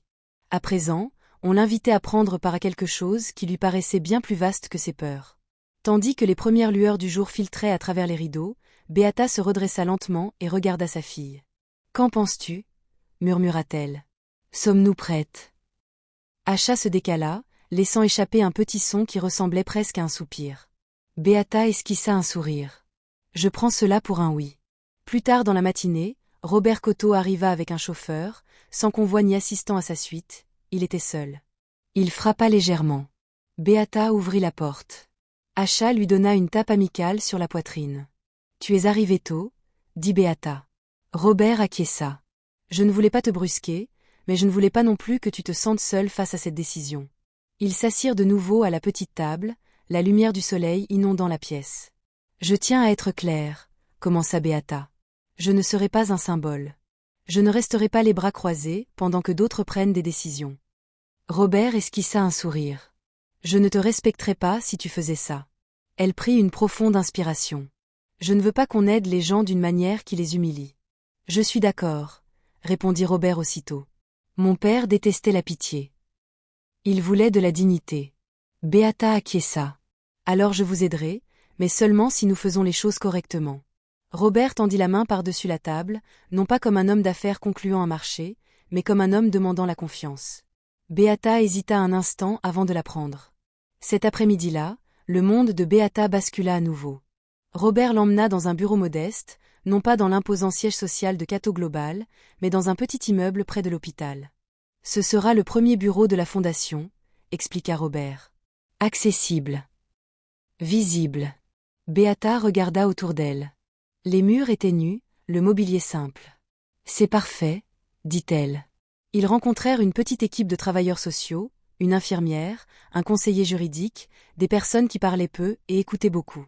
Beata resta d'abord assise en silence, absorbant la conversation. « On peut se concentrer sur les soins maternels », a suggéré une femme, sur l'hébergement d'urgence et les programmes d'aide alimentaire, ajoutait une autre. Beata s'est raclé la gorge discrètement. Tous les regards se sont tournés vers elle. « Il faut demander aux gens ce dont ils ont besoin, dit-elle, et non pas leur dire. » Un silence s'installa dans la pièce. « Ils connaissent déjà leurs problèmes, » poursuivit Beata. « Ils n'ont pas besoin qu'on leur explique la pauvreté. Ils ont besoin d'un soutien qui ne les fasse pas honte. » Robert l'observait attentivement, une lueur de fierté dans les yeux. Ce soir-là, en rentrant chez elle, Beata trouva Nalia qui l'attendait devant l'immeuble, les bras croisés, l'air nerveux. « Tu es allée dans un endroit chic aujourd'hui » dit Nalia, mi-plaisantin. Beata rit doucement. Rien d'extraordinaire, juste différent. Elles s'assirent ensemble sur les marches, tandis que Beata expliquait tout. « Toi » s'exclama Nalia, incrédule. « Je ne travaille pas pour un milliardaire » corrigea doucement Beata. « Je travaille avec lui. » Nalia l'observa longuement. « Tu as changé. » Beata secoua la tête. « Non, je suis juste debout à l'endroit où je m'asseyais avant. » Les jours suivants furent consacrés à l'apprentissage. Beata visita des centres d'accueil. Elle écouta des mères qui se relayaient pour dormir afin que leurs enfants puissent se reposer. Elle rencontra des hommes qui avaient autrefois un travail, des familles dont les maisons étaient désormais réduites à l'attente. Elle ne promettait pas de miracle, elle promettait des cadeaux. Dans un refuge, une femme la reconnut. « C'est toi, la jeune fille enceinte » dit la femme. Beata hocha la tête, gênée. « Tu as donné à manger à ce vieil homme » poursuivit la femme. « Les gens en parlent. » Beata baissa les yeux. « Je ne pensais pas que quelqu'un l'avait remarqué » dit la femme avec un sourire triste. « Nous remarquons la gentillesse, même quand le monde ne la voit pas. » De retour à l'hôpital, Beata est retournée à la maternité où elle avait failli tout perdre. Elle est restée silencieuse sur le seuil, submergée par les souvenirs. Le docteur Emmanuel Okello l'aperçut et sourit. Vous avez l'air plus forte, dit-il. Je me sens plus forte, répondit Beata. Il jeta un coup d'œil à Asha et à son espoir. Beata dit simplement, le docteur Okello acquiesça d'un signe de tête, comprenant. Un après-midi, Beata assista à sa première réunion du conseil d'administration avec Robert et les conseillers de la fondation. La conversation s'est tendue lorsque la question des priorités de financement a été abordée. Il nous faut de la visibilité, a plaidé un conseiller, des campagnes publiques. Beata a légèrement levé la main. La visibilité peut attendre, dit-elle calmement. Les gens, non. Le silence se fit dans la pièce. Si quelqu'un dort dans la rue ce soir, poursuivit-elle, il n'a pas besoin de notre logo. Il a besoin d'une couverture. Robert se pencha en avant. Elle a raison, mais tout le monde n'était pas d'accord. Plus tard, seule avec Robert, Beata lui a fait part de son inquiétude. Ils ne me font pas confiance, a-t-elle dit. Ils ne te connaissent pas encore, répondit Robert. Laisse-leur le temps. Beata soupira. Je ne veux pas devenir quelqu'un qui oublie d'où elle vient. Robert croisa son regard. C'est précisément pour ça que tu ne l'oublieras pas. Ce soir-là, Beata serra Asha contre elle et repensa à son ancienne vie, assise près d'un torchon vide, $7 envolés, la peur l'assaillant de toutes parts. Elle avait cru que la bonté la détruirait. Au contraire, elle l'avait reconstruite, morceau par morceau. À l'autre bout de la ville, Robert, tard dans la nuit, se tenait dans son bureau, examinant des propositions qu'il aurait autrefois rejetées sans hésiter. Il s'arrêta sur un document et esquissa un sourire. Pour la première fois, son travail lui semblait guidé par quelque chose de plus profond que la simple ambition. Dans le calme de l'aube, deux vies autrefois séparées par la classe sociale, le confort et les circonstances, avançaient désormais ensemble, guidées par une vérité partagée qu'aucune des deux n'avait apprise ni à l'école de commerce ni dans les manuels de survie.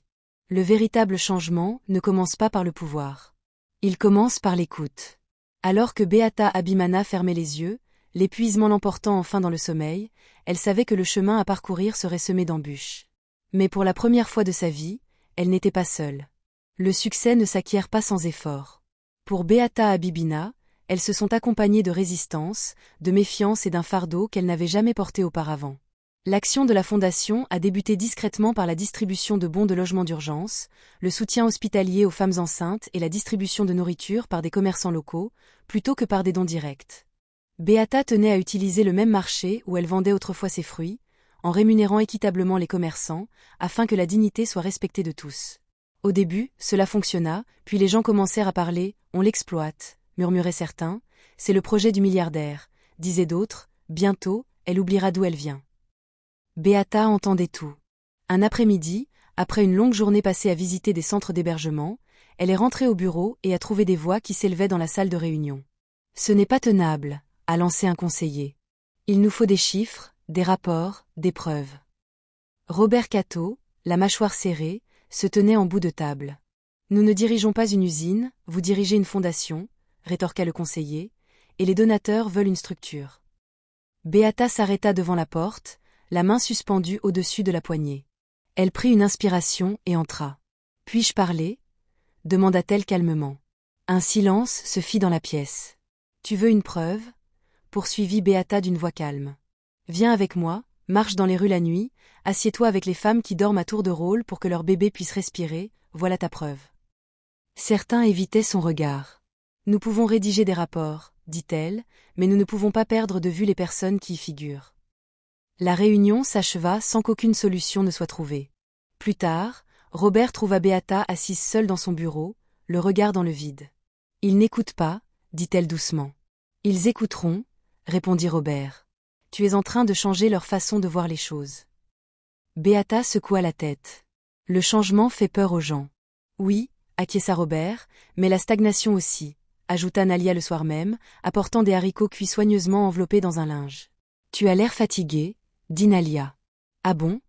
Admit Beata. Nalia hésita. Les gens disent des choses. Beata sourit tristement. Ils le font toujours. Nalia l'observa. Tu le regrettes? Beata regarda Asha endormie contre sa poitrine. Non, mais parfois la simplicité de ne penser qu'au lendemain me manque. Cette nuit-là, le téléphone sonna peu après minuit. Robert répondit immédiatement.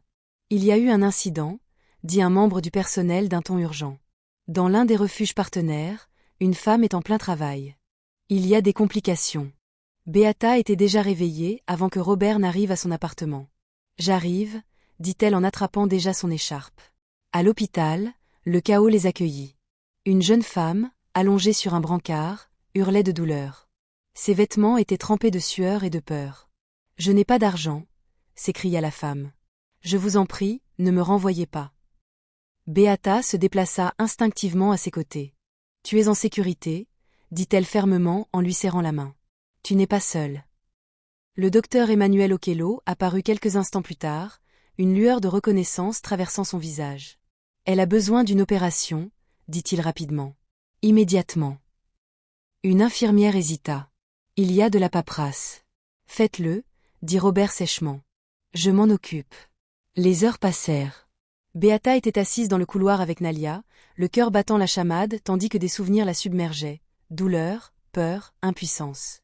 Finalement, le docteur Okello est apparu. « La mère a survécu », a-t-il déclaré. « Le bébé aussi. » Beata s'affaissa, des larmes de soulagement coulant sur ses joues. À l'aube, Robert se tenait à ses côtés. « Voilà pourquoi nous faisons cela », dit-il doucement. Beata acquiesça. « Voilà pourquoi. » Mais la nouvelle de l'incident se répandit rapidement. Dans l'après-midi, les journalistes appelaient. Les réseaux sociaux s'enflammaient. Les gros titres déformaient les faits pour en faire un spectacle. La fondation du milliardaire sauve une femme pauvre, charité ou contrôle. Beata lisait les commentaires avec un malaise croissant. Ce n'est qu'un visage. Elle est exhibée. C'est de la publicité. Ce soir-là, Beata a confronté Robert. « Je ne veux pas de caméra », dit-elle fermement. « Je ne veux pas d'histoire qui transforme les gens en objets. » Robert écouta attentivement. « On peut limiter l'exposition. »« Pas assez », répondit Beata. « Si cela devient une question d'image, j'arrête. » Robert croisa son regard. Puis nous nous éloignons de l'image. Le lendemain, Robert fit une annonce. La fondation fonctionnerait sans couverture médiatique. Aucune photo des bénéficiaires. Aucun nom divulgué. Des donateurs ont protesté. Des conseillers l'ont mis en garde. Robert a tenu bon. « Mon père est mort dans l'anonymat », a-t-il simplement déclaré. « Je ne rendrai pas les autres visibles, sauf si cela nous est profitable. » La réaction fut immédiate. Les financements ont ralenti. Les partenariats ont hésité. Beata ressentait vivement la pression. Un soir, assise seule dans l'appartement, elle était assaillie de doutes. « Et si ça ne marche pas ?» murmura-t-elle à Acha. « Et si je les avais menés en bateau ?» Acha remua et laissa échapper un petit cri. Beata la serra contre elle. « J'ai peur », admit-elle. Le lendemain matin, Beata se rendit au vieux carrefour où elle vendait autrefois des fruits. Le trottoir était le même. Le bruit inchangé. Elle resta là, silencieuse, se remémorant la jeune fille qu'elle avait été. Une vendeuse la reconnut. « Vous avez aidé ma sœur », a dit doucement la femme. « Merci. » Une autre voix s'éleva. « Grâce à vous, ma femme a été soignée. » La poitrine de Beata se serra.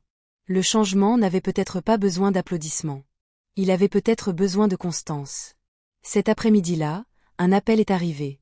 Un petit groupe communautaire souhaitait nouer un partenariat avec des bénévoles ne souhaitant pas de rémunération. Puis un autre. Et encore un autre. Le travail se poursuivit, discrètement, sans perfection, mais régulièrement. Tard dans la nuit, Robert et Beata étaient assis par terre dans l'appartement, entourés de papier. « Il va peut-être falloir réduire la voilure », dit Robert franchement. Beata acquiesça. « Tant qu'on ne perd pas notre essence. » Robert esquissa un sourire. « Tu es plus fort que la plupart des gens que j'ai rencontrés. » Beata le regarda. « La force ne fait pas de bruit. Ça se produit tous les jours. » À l'extérieur, la ville respirait. À l'intérieur, l'espoir persistait. Et même si l'avenir restait incertain, Beata comprenait désormais une chose clairement. La bonté ne garantit pas le confort, mais elle donne un sens à l'épreuve. Et ce sens, une fois trouvé, peut mener une personne bien plus loin que la certitude ne le pourrait jamais. Le revers est survenu discrètement, sous couvert d'une procédure de routine. Beata Abimana était en train de consulter des dossiers au bureau de la fondation lorsque le courriel est arrivé. Il était court, formel et dévastateur. Examen du financement. Suspension immédiate. Audit en cours. Ses doigts planaient au-dessus du clavier tandis qu'elle relisait le message, espérant que les mots se réorganiseraient pour devenir moins définitifs. En vain. Robert Coteau lut le courriel quelques instants plus tard, son visage se crispant. Ils remettent en question notre transparence, dit-il calmement, bien que la tension dans sa mâchoire le trahisse. Ils veulent des documents que nous n'avons pas encore. Beata ferma les yeux. Nous avons été trop occupés à aider. Oui, dit Robert. Et pas assez occupés à prouver que nous aidons vraiment, ironisa-t-il. À midi, les appels affluaient. Une clinique partenaire a suspendu ses services. Un refuge a demandé si les livraisons de nourriture allaient se poursuivre. Une assistante sociale a plaidé pour obtenir des éclaircissements. Beata sentait le poids de chaque voix peser sur ses épaules. « Donnez-nous du temps », répétait-elle doucement, encore et encore. « S'il vous plaît. » Cet après-midi-là, elle se rendit à la clinique où la jeune mère de la nuit précédente se reposait avec son nouveau-né. La femme esquissa un faible sourire en voyant Beata. « Ils ont dit que tu étais revenu pour moi », murmura-t-elle. Beata lui serra la main. « Toujours. » Alors qu'elle retournait dans la chaleur, le téléphone de Beata vibra. C'était Nalia. « Elle parle », dit Nalia à voix basse. « Les gens croient que la fondation va fermer. » Beata s'appuya contre le mur pour se stabiliser. « Nous ne fermons pas. » « Et si ce n'était pas le cas ?» répéta Beata, malgré un doute persistant. Ce soir-là, Beata était assise à sa petite table de cuisine, Acha endormi dans un porte-bébé contre sa poitrine. Des papiers jonchaient le sol, des listes de famille, des reçus griffonnés à la hâte. « Ce n'est pas suffisant », murmura Beata. « Ça ne semble jamais suffisant. » Robert arriva plus tard. Son costume se desserra, ses yeux fatigués. « On peut faire appel, dit-il, mais ça prendra du temps. » « Et les gens n'ont pas de temps, » répondit doucement Beata. Ils restèrent assis en silence, écoutant la ville au loin. « J'y ai réfléchi, » dit finalement Beata, à réduire la voilure, mais pas à me retirer. Robert la regarda. « Que voulez-vous dire ? » Nous nous concentrons sur une seule chose, a-t-elle dit. Les soins maternels. Les interventions d'urgence. L'endroit où ma vie a failli s'achever. Robert hocha lentement la tête. La profondeur plutôt que la largeur. Oui, répondit Beata. Si nous sauvons moins de personnes, mais que nous les sauvons mieux, c'est toujours un sauvetage. Le lendemain matin, Beata convoqua une réunion avec la petite équipe restante. On simplifie, leur a-t-elle dit. Plus de promesses qu'on ne peut pas tenir. On fait ce qu'on peut, honnêtement. Certains hochèrent la tête avec soulagement, d'autres avec crainte. Dans l'après-midi, des décisions difficiles avaient été prises. Les programmes furent suspendus. Les partenariats se sont terminés en douceur. Le bureau est devenu plus silencieux. Ce soir-là, Beata est rentrée chez elle épuisée. Elle trouva Mama Chantal Mukamana qui l'attendait devant l'immeuble. Un instant, Beata se prépara au pire. « J'ai entendu dire que la situation est difficile », dit Mama Chantal d'un ton sec. Beata acquiesça. « Oui. » Maman Chantal hésita, puis tendit un petit sac. « Ce n'est pas grand-chose, » dit-elle. « Du riz ? De l'huile ?»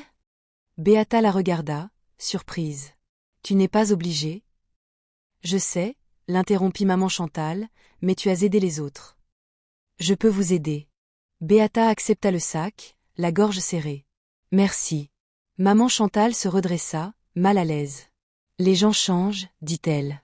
Parfois, ils s'adoucissent. » Ce soir-là, Beata cuisina pour la première fois depuis des semaines. La simple odeur du riz embauma la pièce, l'apaisant. Elle donna à manger à Acha, puis s'assit par terre, mangeant lentement, perdu dans ses pensées. Dans un autre quartier de la ville, Robert devait rendre des comptes. Le conseil était divisé. « Cette situation est intenable », a fait valoir un membre. « Vous perdez la confiance de vos clients. » Robert écouta puis répondit d'un ton égal. « Je suis prêt à perdre cette confiance si cela me permet de préserver mon intégrité. » « L'intégrité ne paie pas les salaires », rétorqua un autre.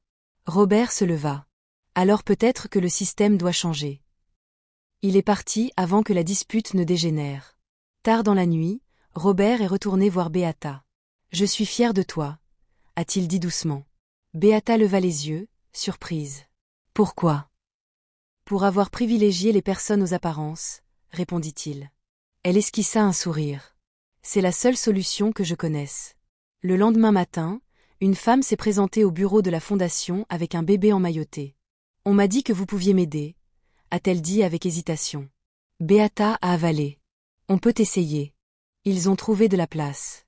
Ils ont trouvé des provisions. Ils ont trouvé du temps. Les nouvelles se sont répandues non pas par les gros titres, mais par des murmures. Elle écoute. Elle reste. Elle ne disparaît pas. Un soir, Beata reçut un appel du docteur Okello. Il y a une opportunité, dit-il. Une subvention gouvernementale, modeste mais régulière. Il leur faut quelqu'un de crédible pour la diriger. Beata hésita. Crédible, toi? Dit-il simplement. Le processus de candidature était long et épuisant. Entretien, évaluation, doute. Les semaines passaient. Puis, un après-midi tranquille, l'appel arriva. Votre demande est acceptée. Beata s'affaissa dans son fauteuil, les larmes ruisselant sur son visage. Ce n'était pas grand-chose, mais c'était suffisant.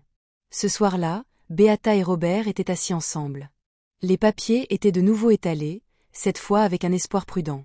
On ne gagne pas, dit Beata d'une voix douce, mais on ne perd pas non plus. Robert sourit. Parfois, survivre, c'est déjà une victoire. Tandis qu'Acha dormait entre elles, Beata repensait à son parcours.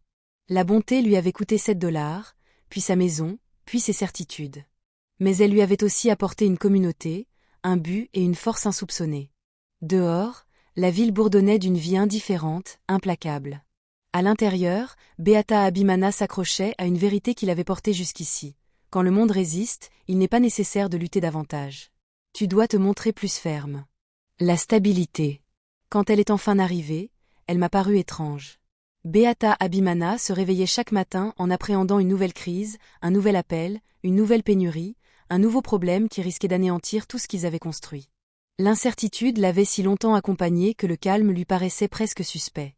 La subvention gouvernementale a permis à la fondation de rouvrir un programme de soins maternels modeste, mais régulier à l'hôpital. Ce n'était pas grandiose. Cela n'attirait pas l'attention, mais cela sauvait des vies. Beata passait ses journées entre la clinique et le bureau, écoutant plus qu'elle ne parlait, s'imprégnant du rythme tranquille d'un travail utile. Puis le passé a frappé à sa porte. Un après-midi, alors que Beata quittait l'hôpital, une voix l'a arrêtée net. Beata. Elle se retourna lentement. L'homme qui se tenait à quelques pas paraissait plus âgé qu'elle ne s'en souvenait, le visage plus émacié, mais elle le reconnut aussitôt. Le père de son enfant. Son cœur s'est serré. J'ai entendu parler de toi. Il a poursuivi maladroitement. Les gens parlent. Beata serra plus fort la couverture d'Acha. Que veux-tu? Il se remua, mal à l'aise. Je ne savais pas que tu avais failli mourir. Je ne savais rien du bébé. Beata soutint son regard droit dans les yeux. Tu savais que j'étais enceinte. Cela suffisait. Un silence pesant s'installa entre eux. J'ai fait une erreur, dit-il doucement. Je n'étais pas prêt. Beata acquiesça. Moi non plus. Mais je suis restée. Il jeta un coup d'œil au bébé. Elle a l'air en bonne santé. Parce que des gens sont venus, répondit Beata. Pas grâce à toi, rétorqua-t-il en tressaillant. Je pensais que peut-être. Commença-t-il.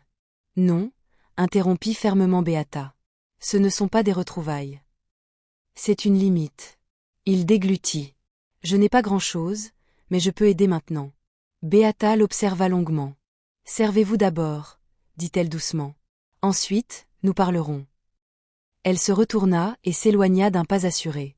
Le soir même, Beata raconta l'incident à Robert. Tu as fait preuve de beaucoup de courage, lui dit-il. Ce n'était pas une force, répondit Beata. C'était nécessaire.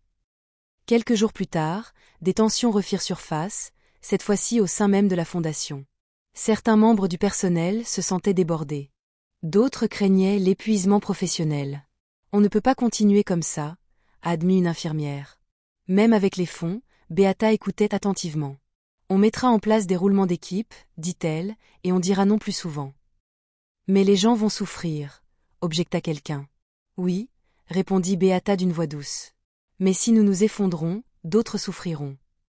Cette nuit-là, Beata rêva du vieux carrefour où des fruits étaient disposés sur un tissu, et de $7 qu'elle serrait dans sa main. Elle se réveilla les larmes aux yeux.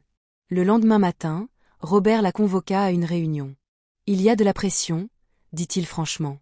Certains membres du conseil d'administration souhaitent plus de visibilité, soupira Beata. Ils ne comprennent pas, ils veulent de la pérennité, dit Robert. Mais ils le définissent différemment. Beata se pencha en avant. Alors nous leur montrons une autre voie. Ensemble, ils ont rédigé un rapport non pas de chiffres, mais d'histoire. Anonyme, simple, humaine. L'histoire d'une mère qui a survécu à l'accouchement. Un bébé qui a survécu. Une nuit où les secours sont arrivés à temps. La réunion du conseil d'administration est étendue. Ce n'est pas mesurable, c'est plein un membre. C'est indéniable, a rétorqué Robert. Beata a pris la parole en dernier. On ne peut pas sauver tout le monde, a-t-elle dit. Mais on peut en sauver une aujourd'hui. Ça me suffit. Un silence s'ensuivit. Puis un membre acquiesça lentement. Avant, je pensais que le succès était synonyme d'expansion, admit-il. Je crois maintenant que c'est une question d'endurance. Le vote a été adopté de justesse. Ce soir-là, Beata est rentrée chez elle épuisée, mais plus légère. Nalia attendait en berçant doucement Asha. « Tu as changé » répéta Nalia. Beata esquissa un sourire. « Je l'espère. » Nalia hésita. « Avez-vous parfois regretté d'avoir laissé passer ces $7 » Beata rit doucement, surprise. « Parfois, quand je suis fatiguée, le regrettes-tu » Beata secoua la tête. « Jamais. » Les semaines passèrent. La fondation a trouvé son rythme. Pas parfait, pas facile, mais concret. Beata a commencé à former d'autres femmes à l'écoute, à la documentation et au plaidoyer. Un après-midi, maman Chantal est repassée. « Je voulais voir le bébé », a-t-elle dit doucement. Beata l'a invitée à entrer. Tandis que maman Chantal tenait Asha dans ses bras, son expression s'adoucit. « Tu as changé bien plus que ta vie », admit-elle. « Tu as changé le regard que les gens portent les uns sur les autres. » Beata sourit. « Nous nous influençons tous les uns les autres. » Tard dans la nuit, Beata était assise seule, en train de consulter des dossiers. Le bureau était silencieux. La ville était plongée dans le silence. Elle s'arrêta sur un nom. Mazie Samuel Coteau. Les documents de la fondation ont perpétué son héritage discrètement, sans cérémonie. Elle murmura un merci dans la pièce vide. De l'autre côté de la ville, Robert était assis dans son bureau, lisant une lettre qu'il avait écrite à son père mais jamais envoyée. « Tu avais raison », disait-elle. « La gentillesse compte. » Le lendemain matin, Beata reçut un message. Une petite clinique rurale souhaitait reproduire leur modèle. Pas de financement, juste des conseils. Beata sourit. « Commençons, » dit-elle. Tout en rangeant ses affaires pour la journée, Beata regarda Asha qui dormait paisiblement. « Tu es née dans le chaos », murmura-t-elle. « Mais tu trouveras un sens à ta vie. » À l'extérieur, la ville continuait de s'animer, indifférente, vivante. Au fond d'elle, Beata Abimana avait puisé sa force. Elle avait affronté la faim, la peur, la perte et le doute. Et pourtant, elle avait choisi de tenir bon, non pas comme un symbole, non pas comme une sauveuse, mais comme la preuve qu'un simple geste, accompli librement, pouvait avoir des répercussions bien plus profondes que quiconque ne l'aurait jamais imaginé. L'invitation arriva sans cérémonie. C'était une simple enveloppe déposée sur le bureau de Beata Abimana. Le papier, légèrement froissé, maculait une écriture soignée et discrète. À l'intérieur se trouvait un mot lui demandant d'assister à une réunion à huis clos. Ni presse, ni donateur, ni discours. Juste une conversation. Beata le lut 2 fois, puis le plia soigneusement et le glissa dans son sac. Elle avait appris que le changement se manifestait rarement bruyamment. Cet après-midi-là, elle était assise face à un petit groupe de décideurs dans une salle de conférence silencieuse. Les fenêtres étaient ouvertes, laissant entrer le bruit de la circulation urbaine. L'air y paraissait plus authentique. Ils posèrent des questions. Non pas les questions acerbes et sceptiques auxquelles elle était habituée, mais des questions plus douces. Qu'est-ce qui fait le succès de votre programme ? Que feriez-vous différemment ? Que se passera-t-il lorsque les fonds seront épuisés ? Beata répondit lentement, pensivement. Nous écoutons, dit-elle. Nous nous adaptons. Et lorsque les ressources diminuent, nous ne disparaissons pas. Nous diminuons avec elles. Un homme se pencha en avant. Ça paraît fragile. Beata croisa son regard. C'est vrai. Mais les choses fragiles survivent en se pliant. Un silence suivit. Aucune considération de résistance. La réunion terminée, Beata retourna au soleil, sans éprouver ni triomphe ni défaite. Juste de la sérénité. Ce soir-là, elle rentra à pied au lieu de prendre la voiture que Robert lui avait proposée. Elle avait besoin de sentir la terre sous ses pieds, le rythme familier du mouvement, le rappel de ses origines. Elle s'arrêta à un petit carrefour. Le carrefour. L'endroit où, jadis, elle avait étalé des fruits sur un linge. Où $7 lui avait paru une montagne. Là où la faim l'avait tellement accablée qu'elle avait estompé les contours du monde. Elle resta là un long moment, observant les vendeurs annoncer leur prix, les gens passaient en hâte. Une jeune femme s'approcha d'elle avec hésitation. « Excusez-moi, dit-elle. Vous êtes Beata ? Beata acquiesça. Ma sœur m'a parlé de vous, poursuivit la femme. Elle a dit que tu écoutais. Beata sourit doucement. Assieds-toi, dit-elle en désignant le trottoir. Dis-moi. Ils ont discuté jusqu'à ce que la lumière baisse et que l'air se rafraîchisse. Beata n'a fait aucune promesse, seulement des indications, des contacts, des encouragements. Quand la femme partit, ses épaules semblaient plus légères. À la maison, Nalia attendait, berçant Acha en fredonnant doucement. Tu as raté l'heure du coucher, la taquina Nalia.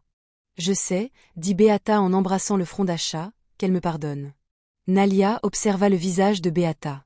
Quelque chose avait changé aujourd'hui. Beata haussa les épaules. Peut-être que les gens sont prêts à écouter. Nalia sourit. Ou peut-être êtes-vous prêt à vous faire entendre. Plus tard dans la soirée, Robert est venu vous voir. Il avait l'air fatigué mais soulagé. La réunion s'est bien passée, a-t-il dit. Il souhaite soutenir la réplication, lentement et prudemment. Beata acquiesça. C'est ainsi que cela devrait être. Robert hésita, puis prit la parole. Il y a autre chose. Elle attendit. J'ai réfléchi au leadership, dit-il, à la visibilité, à la nécessité de prendre du recul. Beata inclina la tête. De quoi ? De face, répondit Robert. Ce travail n'a pas besoin de mon visage. Il a besoin de votre voix et d'autres comme la vôtre. Beata ressentit une pointe de peur. Je n'ai jamais demandé à diriger, dit doucement Robert. C'est justement pour ça que tu devrais. Ils restèrent un instant silencieux, écoutant la respiration régulière d'Acha. Je resterai, ajouta Robert. Je protégerai l'œuvre, mais je ne veux plus la façonner. Beata y a réfléchi. Alors on le fait ensemble, a-t-elle dit. Mais les décisions viennent du terrain. Robert sourit. D'accord. Les semaines qui suivirent furent exigeantes, mais d'une autre manière. Beata formait des coordinateurs, des femmes qui connaissaient le poids de la faim, des hommes qui avaient dormi sur du béton, des infirmières qui comprenaient l'urgence. Elle leur enseignait non pas des procédures, mais une attitude, comment être aux côtés des gens sans les dominer. Il y a eu des erreurs. Une livraison est arrivée en retard. Une recommandation a échoué. Une nuit où il n'y avait plus de lit et où les larmes ont quand même coulé. Beata affrontait chaque instant sans broncher. On répare ce qu'on peut, disait-elle. Et on tire des leçons du reste. Un après-midi, elle reçut un message du dispensaire rural lui demandant conseil. Beata fit un petit sac et prit le bus. Acha était blotti contre elle. La clinique était modeste, le personnel épuisé, les besoins immenses. Beata ne donnait pas de leçons. Elle écoutait. Elle a partagé ses expériences positives et négatives. Commencez petit, a-t-elle conseillé. Protégez ceux qui effectuent le travail. Ne courez pas après les chiffres. Une infirmière leva la main. Et si nous décevons les gens ? Beata sourit doucement. Alors on dit la vérité. La déception fait moins mal que l'abandon. Sur le chemin du retour, le bus cahotait sur les routes accidentées. Beata serra Acha contre elle en fredonnant doucement. Elle pensa à Missy Samuel, à sa dignité discrète, à la gratitude qui planait encore dans l'air. Elle pensa au père de son enfant et aux limites qu'elle avait fixées sans colère. Elle repensa à ses $7 et à la façon dont les données ne l'avaient pas effacées, mais au contraire révélées. Ce soir-là, Beata écrivit dans un petit carnet qu'elle gardait dans son sac. Mesurer le succès à ceux qui restent quand l'attention se détourne. Le lendemain matin, la pluie tomba. Beata la regarda tomber par la fenêtre, ruisselant sur les vitres, nettoyant la ville par endroits et la salissant à d'autres. La pluie, telle une douce bienveillance, ne choisissait pas où elle se posait. On frappa à la porte, interrompant ses pensées. Maman Chantal se tenait là, tenant une petite plante dans un pot en terre cuite. Pour la fenêtre, dit-elle d'un ton bourru, il lui faut de la lumière. Beata l'accepta avec un sourire. Merci. Tandis que maman Chantal s'en allait, Beata déposa la plante près du rebord de la fenêtre. Elle se pencha vers la lumière, les feuilles frémissant légèrement, des êtres vivants que Beata pensait savoir comment atteindre. Plus tard dans la journée, Robert envoya un bref message. Ils approuvèrent la phase suivante. Pas de presse. À vos conditions. Beata ferma les yeux et expira lentement. Non pas la victoire. La continuité.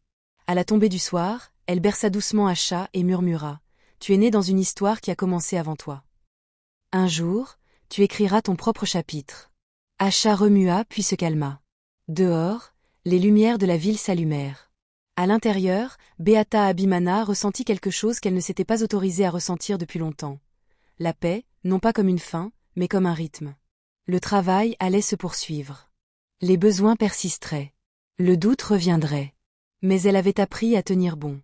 Et elle resterait debout. Le premier anniversaire passa sans cérémonie. Pas de banderole, pas de discours, pas de photos à soumettre au jury. La fondation ne mesurait pas le temps comme les entreprises. Elle le faisait plus discrètement, au fil des nuits qui s'achevaient sur 2 battements de cœur au lieu d'un, des matins qui commençaient par la douleur, mais ne s'achevaient pas par la perte. Beata Abimana se tenait sur le seuil de la clinique juste avant le lever du soleil, observant le ciel passer du gris à l'or. Elle aimait arriver tôt, quand les couloirs étaient encore calmes et que l'atmosphère était empreinte d'espoir plutôt que de panique. À l'intérieur, une jeune infirmière s'approcha d'elle. « La mère de la chambre 3 vous demande, » dit-elle. Beata hocha la tête et entra dans la petite chambre. La femme était allongée, calée contre des oreillers, un nouveau-né endormi sur sa poitrine. Ses yeux s'emplirent de larmes en voyant Beata. « Ils m'ont dit que tu viendrais, » murmura la femme. « Je viens toujours, » répondit Beata en rapprochant doucement une chaise. La femme hésita, puis dit « J'avais peur de demander de l'aide. Je pensais qu'on me jugerait. » Beata secoua la tête. La peur réduit les gens au silence. « Nous sommes là pour vous écouter, » acquiesça lentement la femme, le soulagement se lisant sur son visage. Beata quitta la pièce, mais s'arrêta un instant, la main posée sur le chambranle de la porte. Des moments comme celui-ci l'inspiraient encore profondément. Ils lui rappelèrent pourquoi elle avait privilégié la profondeur aux applaudissements, la vérité à la rapidité. Plus tard dans la matinée, Beata croisa Robert Queto devant la clinique. Il avait changé ces derniers temps, moins sur la défensive, moins pressé. « Ils augmentent la subvention, » dit-il doucement. « Progressivement. Selon votre modèle. » Beata esquissa un sourire. « Bien. » Robert l'observa. « Tu as bâti quelque chose qui subsiste même quand je m'en vais. » Beata le regarda fixement. C'était le but recherché. Ils marchèrent ensemble un moment, sans dire un mot. Arrivé au coin de la rue, Robert s'arrêta. « Je vais prendre un congé plus long, » dit-il. Le conseil a compris. Beata acquiesça. « Tu as bien mérité de te reposer, » dit-il en souriant. « Tu m'as appris que le repos fait partie des responsabilités. » De l'autre côté de la ville, la vie suivait son cours. Les vendeurs criaient leurs prix, les bus se faufilaient dans la circulation, des enfants riaient au loin, invisibles. Le changement n'a pas effacé les difficultés. Elle habitait juste à côté. Cet après-midi-là, Beata rentra plus tôt que d'habitude. Acha était assise bien droite, calée par des oreillers, les yeux vifs et curieux. Nalia s'agenouilla près d'elle, faisant des grimaces exagérées jusqu'à ce qu'Acha éclate d'un rire joyeux. Beata rit aussi, d'un rire léger et insouciant. « Elle est intrépide, » dit fièrement Nalia. « Elle est curieuse, » répondit Beata. « C'est encore mieux. » Elles étaient assises par terre, partageant un repas simple. L'appartement semblait plus vivant ces derniers temps, non pas par des possessions, mais par une présence. À l'approche du soir, Beata ouvrit son carnet, celui qu'il avait suivi des cliniques au bus, en passant par les réunions. Elle tourna une page blanche et se mit à écrire. « Aujourd'hui, une femme nous a confié sa peur. Nous n'avons pas tout résolu, mais nous sommes restés. » Elle ferma son carnet et regarda par la fenêtre la plante que maman Chantal lui avait offerte. Elle avait grandi, ses feuilles s'étaient élargies et s'étiraient résolument vers la lumière. On frappa à la porte. Maman Chantal était de nouveau là, tenant un petit paquet enveloppé dans un tissu. « J'ai entendu dire que vous aviez besoin de couverture pour la clinique, » dit-elle d'un ton bourru. Beata les accepta avec un sourire. « Oui, merci. » Maman Chantal hésita, puis ajouta, « Vous savez, les gens parlent moins maintenant. » Elle regarde davantage. Beata acquiesça. C'est en observant que commence l'apprentissage. Alors que maman Chantal s'en allait, Beata sentit une douce chaleur l'envahir, la confirmation tranquille que le changement, une fois enraciné, se propageait d'une manière qu'aucune campagne ne saurait orchestrer. Cette nuit-là, Beata porta Acha jusqu'à son lit et s'allongea près d'elle, écoutant le rythme régulier de sa respiration. Elle pensa à Samuel Coteau, à ses yeux fatigués, à sa gratitude empreinte de délicatesse, à l'image de son dernier souhait, non pas le confort, mais la continuité. Elle repensa à ses $7, à quel point cette somme avait été dérisoire et à quel point elle était devenue immense. Elle repensa à la petite fille qu'elle était autrefois, affamée, apeurée, déterminée à survivre un jour de plus. Et elle comprenait maintenant pleinement ce qui avait changé. Elle n'avait pas été sauvée par la bonté, mais façonnée par elle. Dans les semaines qui suivirent, le travail de la Fondation se poursuivit avec constance et simplicité, dans le meilleur sens du terme. De nouveaux coordinateurs ont pris la relève. D'anciens partenaires sont revenus discrètement. La clinique s'est agrandie, une pièce après l'autre. Beata voyageait de temps à autre, mais rentrait toujours chez elle avant la nuit. Elle n'a jamais cessé d'écouter. Elle n'a jamais cessé de poser des questions. Un après-midi, au vieux carrefour, Beata s'assit de nouveau sur le trottoir, non pas pour vendre des fruits, mais pour attendre. Un jeune homme s'approcha, hésitant. « On m'a dit que vous seriez là, » dit-il. « Ils ont dit que tu comprenais. » Beata lui fit signe de s'asseoir. « Dis-moi. » Il obéit, et elle écouta. Au crépuscule, Beata se leva et s'épousseta les mains. Les lumières de la ville s'allumèrent une à une. Elle rentra chez elle, Acha blotti contre sa poitrine, son poids familier et rassurant. Arrivée à la porte, Beata s'arrêta et leva les yeux vers le ciel. « Merci, » murmura-t-elle, non pas à la fortune ou au destin, mais à la simple vérité qui l'avait guidée depuis le début. La bonté n'effaçait pas les épreuves. Elle ne garantissait pas la sécurité. Elle n'était pas accompagnée d'applaudissements. Mais elle a tracé des chemins là où se dressaient autrefois des murs. À l'intérieur, Beata a déposé Acha dans son berceau et s'est assise à côté d'elle pour la regarder dormir. « Un jour, » murmura-t-elle, « tu entendras cette histoire. Et quand tu le feras, j'espère que tu te souviendras de ce passage. » Acha remua légèrement puis se rassit. Beata sourit. Cette histoire ne parlait pas d'un milliardaire. Elle ne parlait pas de sauvetage. Elle ne parlait pas de miracle. Il s'agissait d'un choix fait avec $7 et un cœur ouvert. Et tandis que la ville respirait autour d'elle, Beata Abimana sut, sans l'ombre d'un doute, que la plus grande richesse qu'elle connaîtrait jamais ne résidait pas dans ce qu'elle avait reçu, mais dans ce qui avait grandi en elle grâce à son don. L'histoire de Beata Abimana nous rappelle une vérité que le monde oublie souvent. La bonté ne se mesure pas à ce que l'on possède, mais à ce que l'on est prêt à donner, même si cela nous coûte quelque chose. Elle n'a pas aidé parce qu'elle était forte, riche ou en sécurité. Elle a aidé parce qu'elle a vu un autre être humain souffrir et a choisi la compassion plutôt que la peur. Ces $7 n'ont pas changé le monde du jour au lendemain. Ils ne l'ont pas protégée des difficultés ni des épreuves. En fait, au début, il semblait même lui avoir tout pris. Mais la bonté possède un pouvoir étrange. Elle agit discrètement. Elle attend. Et le moment venu, cela nous revient, non pas toujours sous forme d'argent, ni toujours sous forme de confort, mais sous forme de raison d'être, de dignité et de sens. Cette histoire nous enseigne que faire le bien ne garantit pas une vie facile, mais donne un sens à notre souffrance. Cela transforme la douleur en témoignage. Elle transforme la survie en service. Beata n'est pas devenue extraordinaire parce que quelqu'un l'a sauvée. Elle l'est devenue parce qu'elle a refusé d'endurcir son cœur dans les moments les plus difficiles. Dans un monde qui nous incite à nous protéger avant tout, son histoire soulève une autre question. Qui pourrait être sauvé si nous choisissions malgré tout de nous soucier des autres? Et, plus important encore peut-être, qui deviendrions-nous si cette histoire vous touchait? Partagez vos réflexions dans les commentaires ci-dessous. Avez-vous déjà aidé quelqu'un au prix de quelque chose? Ou la gentillesse d'une personne a-t-elle changé votre vie de façon inattendue? N'oubliez pas de vous abonner à la chaîne pour découvrir d'autres histoires émouvantes et inspirantes sur l'humanité, l'espoir et la force tranquille de la bienveillance. Votre soutien permet à ces histoires de toucher encore plus de cœurs, tout comme la gentillesse